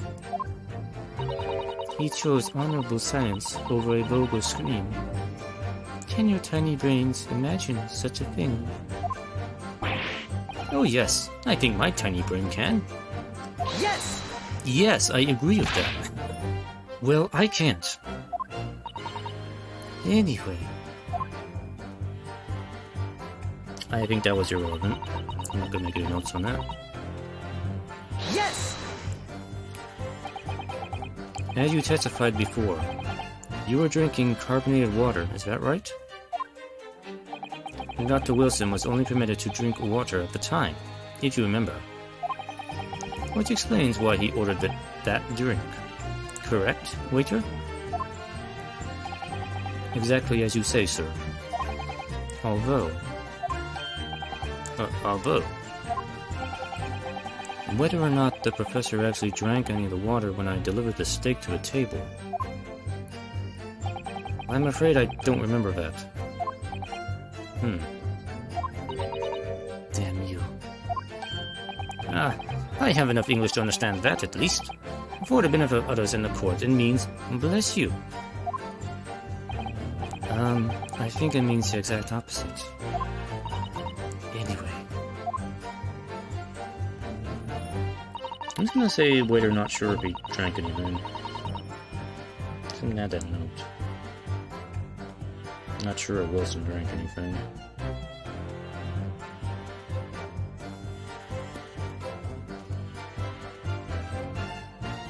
Yes!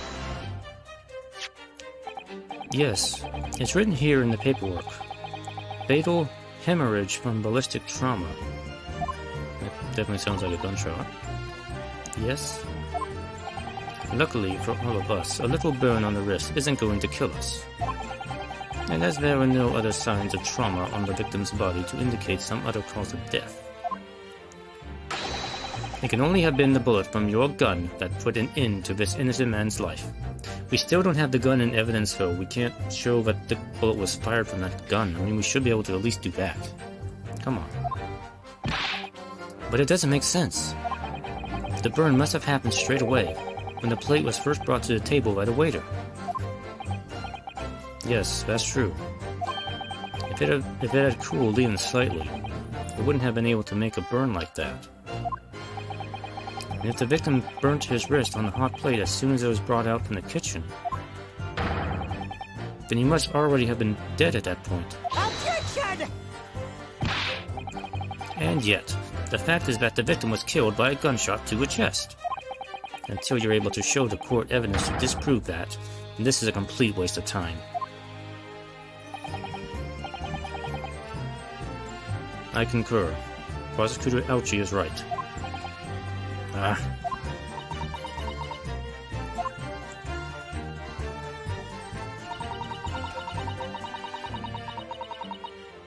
Yes! Without leaving a trace. If someone is shot, or strangled, or stabbed or thrown from a height, however a person's life is taken, there are always telltale traces on the body. It is called forensics. Do you not know this word? Quite right, dear lady. And as our police force has thoroughly examined the body of the deceased, there can be no doubt. Isn't that right, Inspector Hosonaga? As I've said, I always aim for a flawless investigation. As long as it doesn't involve actually searching people for weapons, which I will not do, because I don't know about that. There will be physical traces with all those causes of death, that's true. But maybe there's some other way of killing someone that doesn't leave a mark.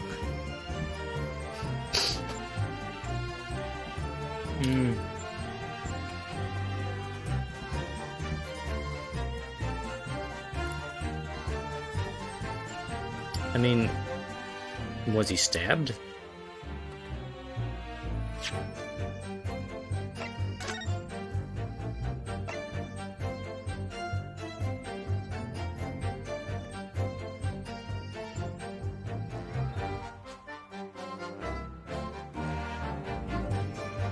No, he wasn't stabbed. I mean, they definitely make it sound like he was shot with a bullet.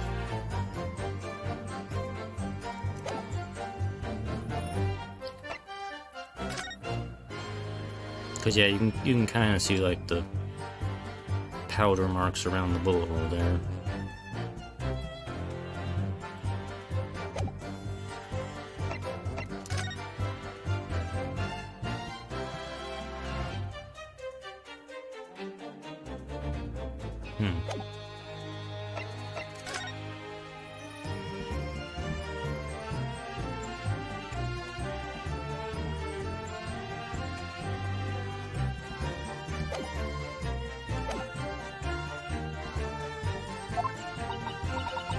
If, heaven forbid, you doubt me, young man, you're going to have to tell everyone how exactly you think the professor did lose his life.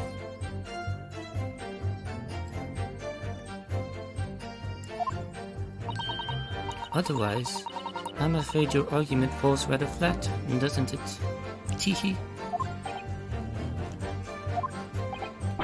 Oh no, perish the thought. Calling such a sweet young lady's innocence into question. On my honor, I, Takasuchi Ouchi, will cut down any who dare cast such aspersions. A way of killing someone that leaves no trace. We need some evidence to back us up here. Yes, evidence. But of course, this Republican won't pick up on it anyway. So she's already saying there is something else. That just we wouldn't find it. She's kind of daring us to find it. Yes! Inferior? What do you mean by that? In the lands of the great British Empire, the police store everything found at the crime scene for later examination. You know, like the handgun. You silly people haven't even done that. Don't you know basic investigations? But in this country, you investigate once, and that's the end of it, isn't it? Excuse me. Isn't that so? Quite right. La Carnival is open for business as usual today, just days after the incident. Exactly. This means that even if the investigation takes a different direction, I'm speaking here. Don't interrupt. Vital evidence may be lost. It doesn't even occur to your naive detectives to try to preserve the crime scene. This dude really is dying of poison, isn't he? She poisoned the dude, and then... But why shoot him?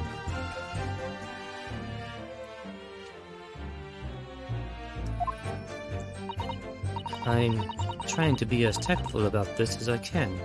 You understand. Haha, a killer blow. The lady is as formidable as she is beautiful. Amazing. He's actually admitting our police may be flawed. Perhaps Prosecutor Ouchi is finally starting to see sense. I very much doubt that. Still, there's something about what Miss Brett just said. There was a moment before when something didn't seem quite right. You know, like the detective that apparently is dying.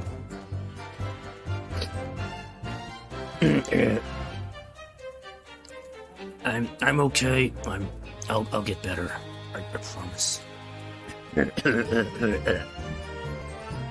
I swear I don't have the plague.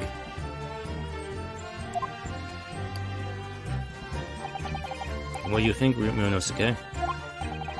I think it's going terribly. No matter how much I press her, I'm not turning up any new information.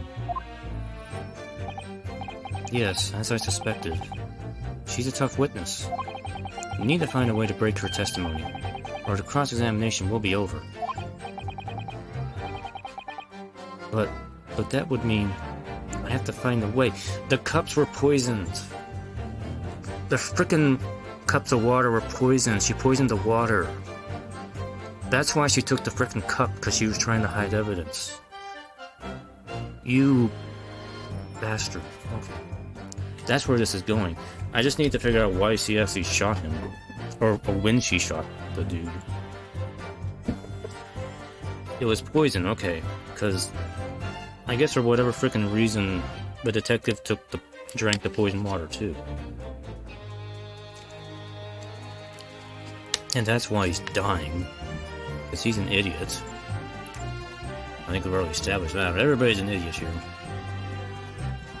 But I have to prove there was poison somehow.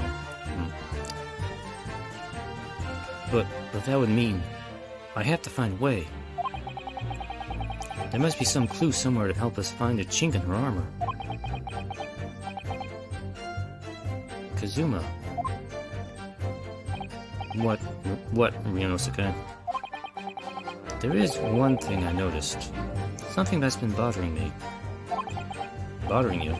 You mean about Miss Brett? That giant swan hat she has?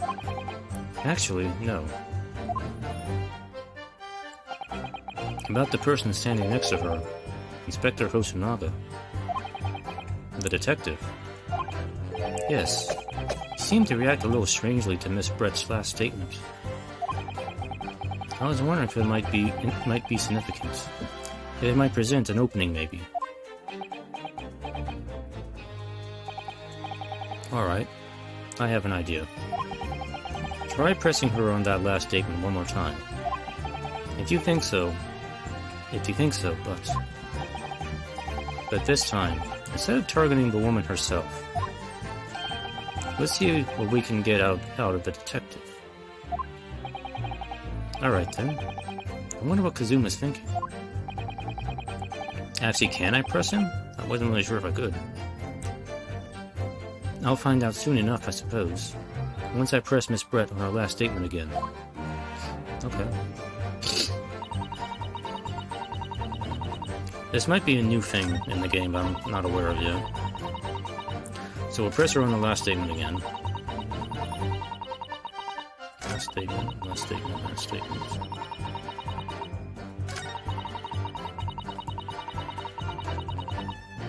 Yes!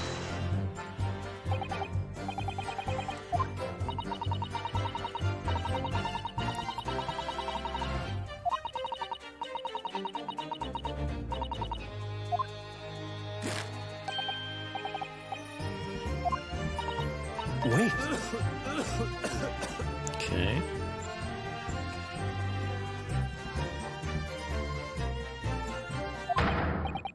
Yes, there it is again.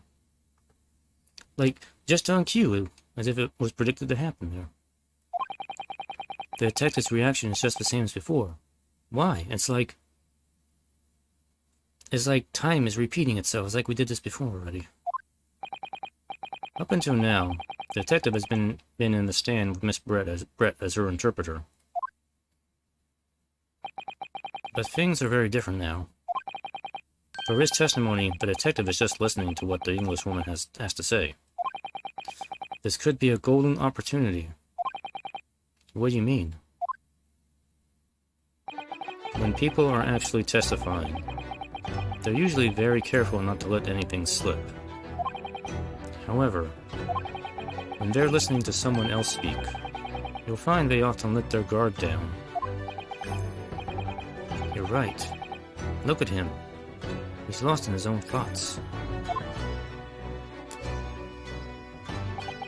It's time to pursue the man and his train of thought. Sorry? Pursue? I'll explain how to do it now, Ryunosuke. It all has to do with the witness marker. What marker? At the moment, we're focused on Miss Brett, who's the person actually making the current statement. But by moving the marker left and right with the D-pad, you can turn your attention to other people in the stand. While you're looking at the other witnesses, you'll be able to pursue them with the A button. If you can catch the person at just the right time, you might uncover some new information to pursue. If you ever notice a strange atmosphere amongst the people on the stand, take a good look around. Alright then, so first I should move the marker across with the D-pad and focus on the detective. Then pursue him with the A button and see what's on his mind. Here we go.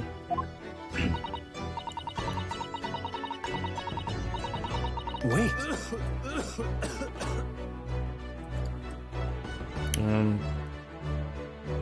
Oh, there we go. Excuse me. Excuse me. Yeah. What the?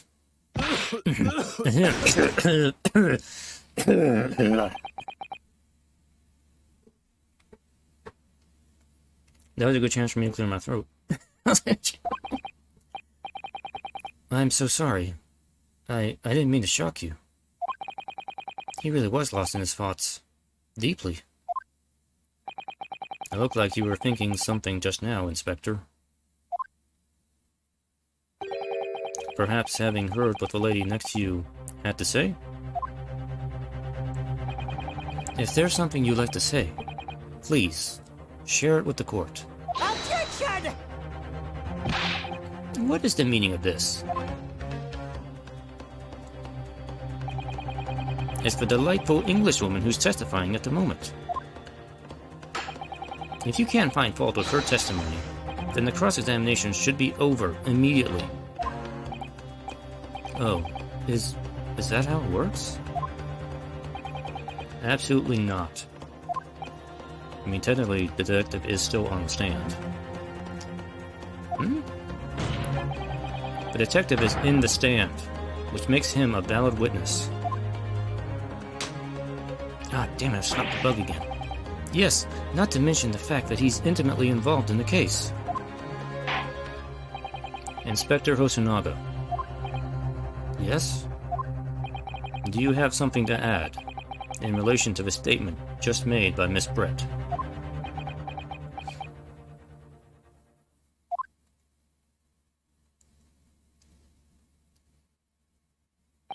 Well, yes.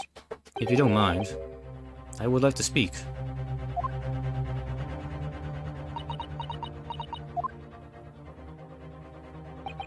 The lady is right. Our country's police practices are not as modern as those used in Great Britain. Which is why I, Satoru Hosonaga, always strive to make every investigation I'm involved in flawless, with the sole exception of searching for weapons on women. What do you really mean by that? I'll tell you what I mean. I won't have evidence lacking on my watch. I'm not afraid to take everything I can from the scene of the crime. As preserving evidence, you see. I don't care if they call me a crime scene thief. I'm not ashamed of what I've done. Did you actually take the gun from the crime scene?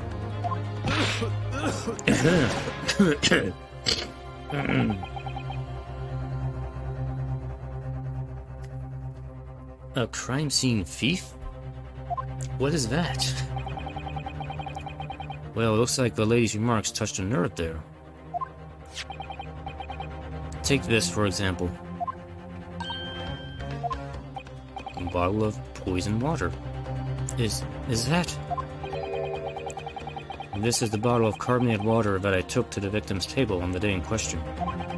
And yes, it's lost all its fizz, having been opened 3 days ago now. But it was carbonated water. I don't care what anyone says.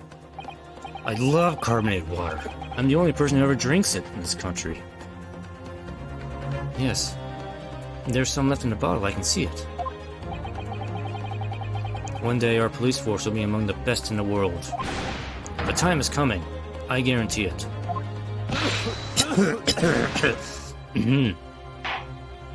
As long as I live to see the day. I can't say I condone the witness's actions, but I do understand the sentiment. I too am a lover of carbonated water. The court will accept the glass of bottle of water as evidence.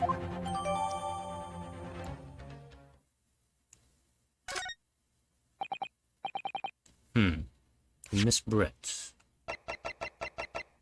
Can I examine this? I can. Carbonated water. The label is written in a foreign language that I don't recognize. Do you know what it says, Kazuma? I think it's French. This must be very expensive water. Yes, but what does it say? That's what I was asking. Then go to France and ask. You could just say what you don't know.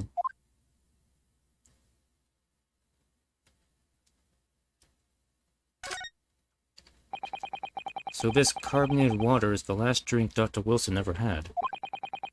It looks like there's a little left in the bottle, though it's just plain water now. I assume it tastes like normal water, not carbonated water. You know, I've been sweating so much, I'm absolutely parched. I should probably drink this, and then I will start coughing up blood. I'll just have a sip of this just to keep me going. No, Ryunosuke, you can't do that. For one thing, that's evidence. You can't go drinking evidence. Oh no, you're right. We don't know what might be inside, do we? It could be like poison.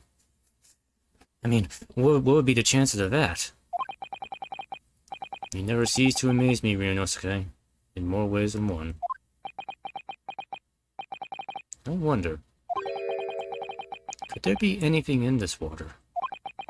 What's the matter? It's gone quiet all of a sudden. I think I might have just worked something out. An interesting possibility.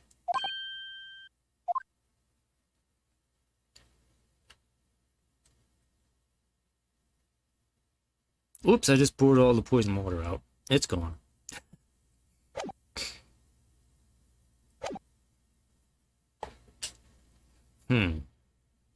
Miss Brett.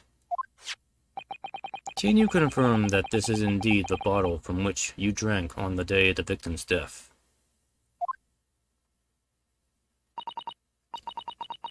Yes, it was that bottle. What was that about? She seemed to avert her eyes when she answered the judge's question. Very well. Counsel, you may resume the cross-examination. And the inspector will kindly control his disease, his fervor. Ahem.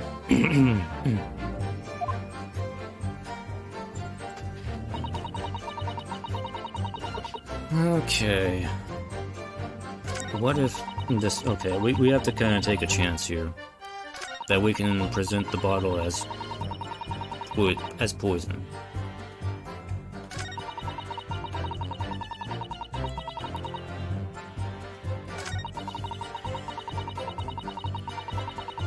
This country's investigators wouldn't pick up on it anyway. They probably wouldn't detect poison.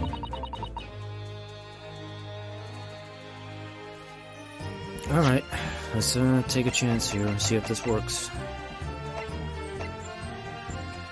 Yes! Yes! What is this? The bottle of water. Actually, there is one method of killing a man without leaving a trace that comes to mind.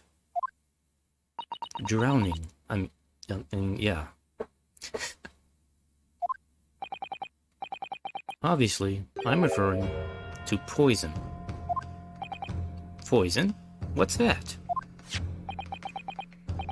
On the day of the death, day of his death, we know that Dr. Wilson drank from this bottle of carbonated water. Could it be that there was poison inside? Oh yeah, that face, yeah. 'Cause you drank from it, didn't you? You purveyor of carbonated water, you disgusting man. Could it be that the professor actually died after taking a sip from this glass?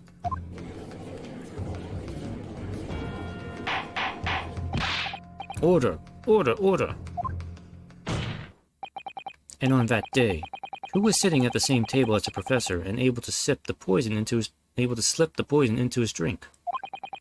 There's only one person who could possibly have done it. Giselle Brett. It was you. Objection! This is outrageous. To suggest such a thing without a scrap of evidence. You little rookie imbecile. Have you even considered the delicate situation our country finds itself in now? Have you forgotten that we have only just signed an accord of friendship with the British Empire? Have you even the vaguest inkling that your rash accusations could jeopardize the entire treaty? Objection! This is not a political arena. This is a trial to determine one individual's guilt with respect to one crime. What? I didn't know that. The fact that this woman is British makes no difference. We are here to determine the truth. Him, if I may. I will silence you forever for this disgraceful— Shut up! It is you who should be silent. Of course. Dear lady, Where did that come from? She just snapped. I'm afraid I may have spoken unfairly before. I offer my most humble apologies. I'm sorry, my lady. To what are you referring? I described your police force as inferior. But no matter how inferior they may be, you still investigated this particular point thoroughly, I believe? The bottle, I mean, Inspector, and whether it contained poison or not.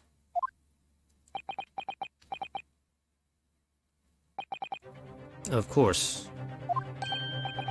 You did? But you didn't inspect the glass that was taken. Have you forgotten what my guiding principle is already? That I am a total hypocrite. I strive for a flawless investigation every time. I don't believe it. I really don't believe it. Naturally, we tested the inside of the bottle and its contents. And? What did you find, Inspector? I ordered tests for every toxin that's available in this country at the present time. We could find no trace of poison of any description in the bottle of carbonated water, Your Excellency. But I still drank from it. I'm still dying, so I don't know. It might be something we don't know about yet. What? Are you sure? The tests were meticulously carried out by the chief coroner himself. No.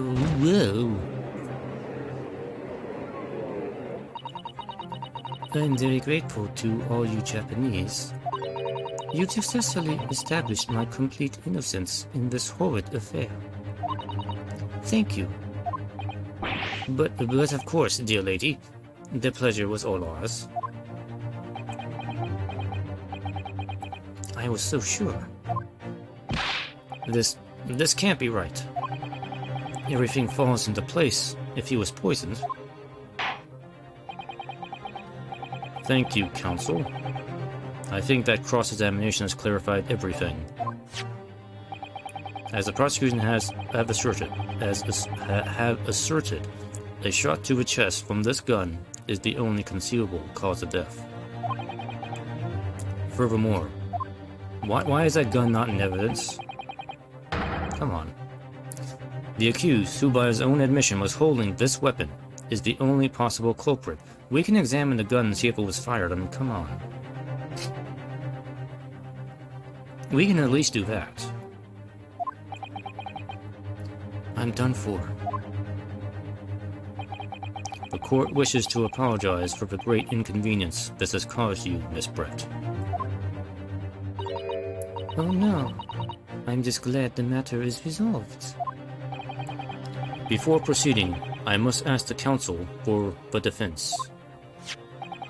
Do you have any further new evidence to present the court at this point? Kazuma, throw me a lifeline, please. I'm sorry, Ryunosuke. I have nothing more. Well, if you'll excuse me now, I really must be leaving.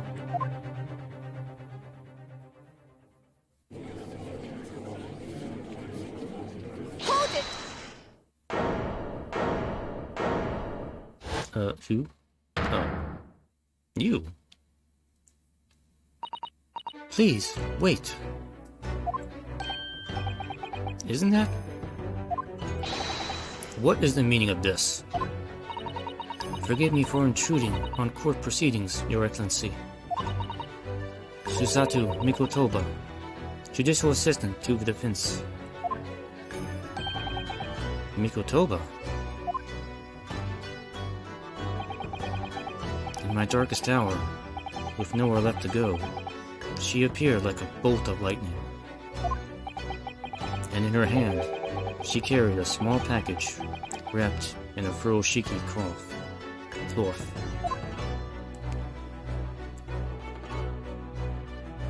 Yes, the gun. The evidence we probably need. We're not over yet? Wow. Okay.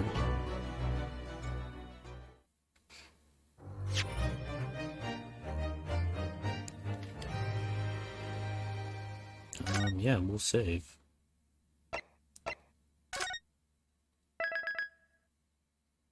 Okay. Ugh. Let me clear my throat here for a second.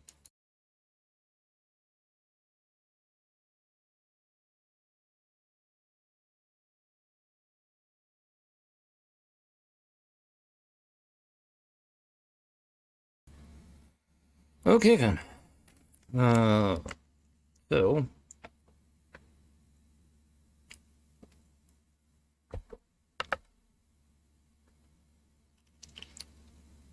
okay, so I know you're just hearing the bottle here, but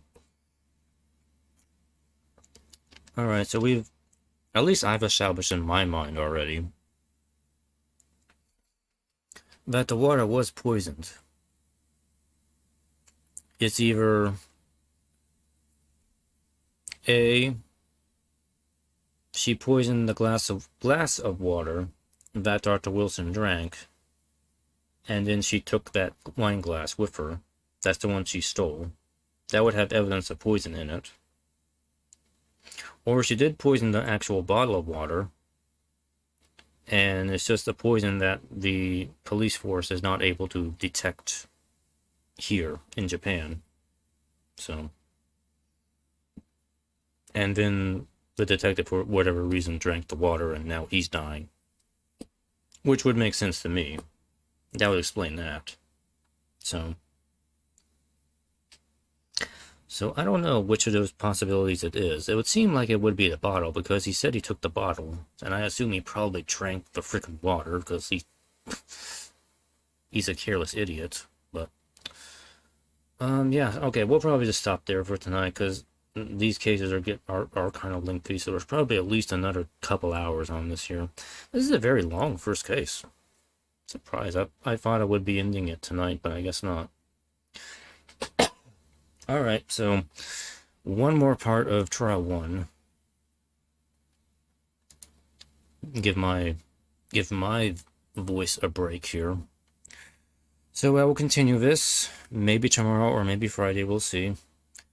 I will get this case done this week, so you know what, I probably will do it tomorrow if I can make sure I can get this finished this week. I want this case finished this week. If I can get like a case done a week, that would be great. And that means I would be able to, well, there's like 10 cases in total if you include both games, so I'll be playing this well into September. We'll see. Anyway, I'm gonna go relax my throat now. Thanks for watching, viewers, and I will see you next time as the trial continues. Pretty sure the English lady is the actual killer here, but we will find out next time. Anyway, bye-bye.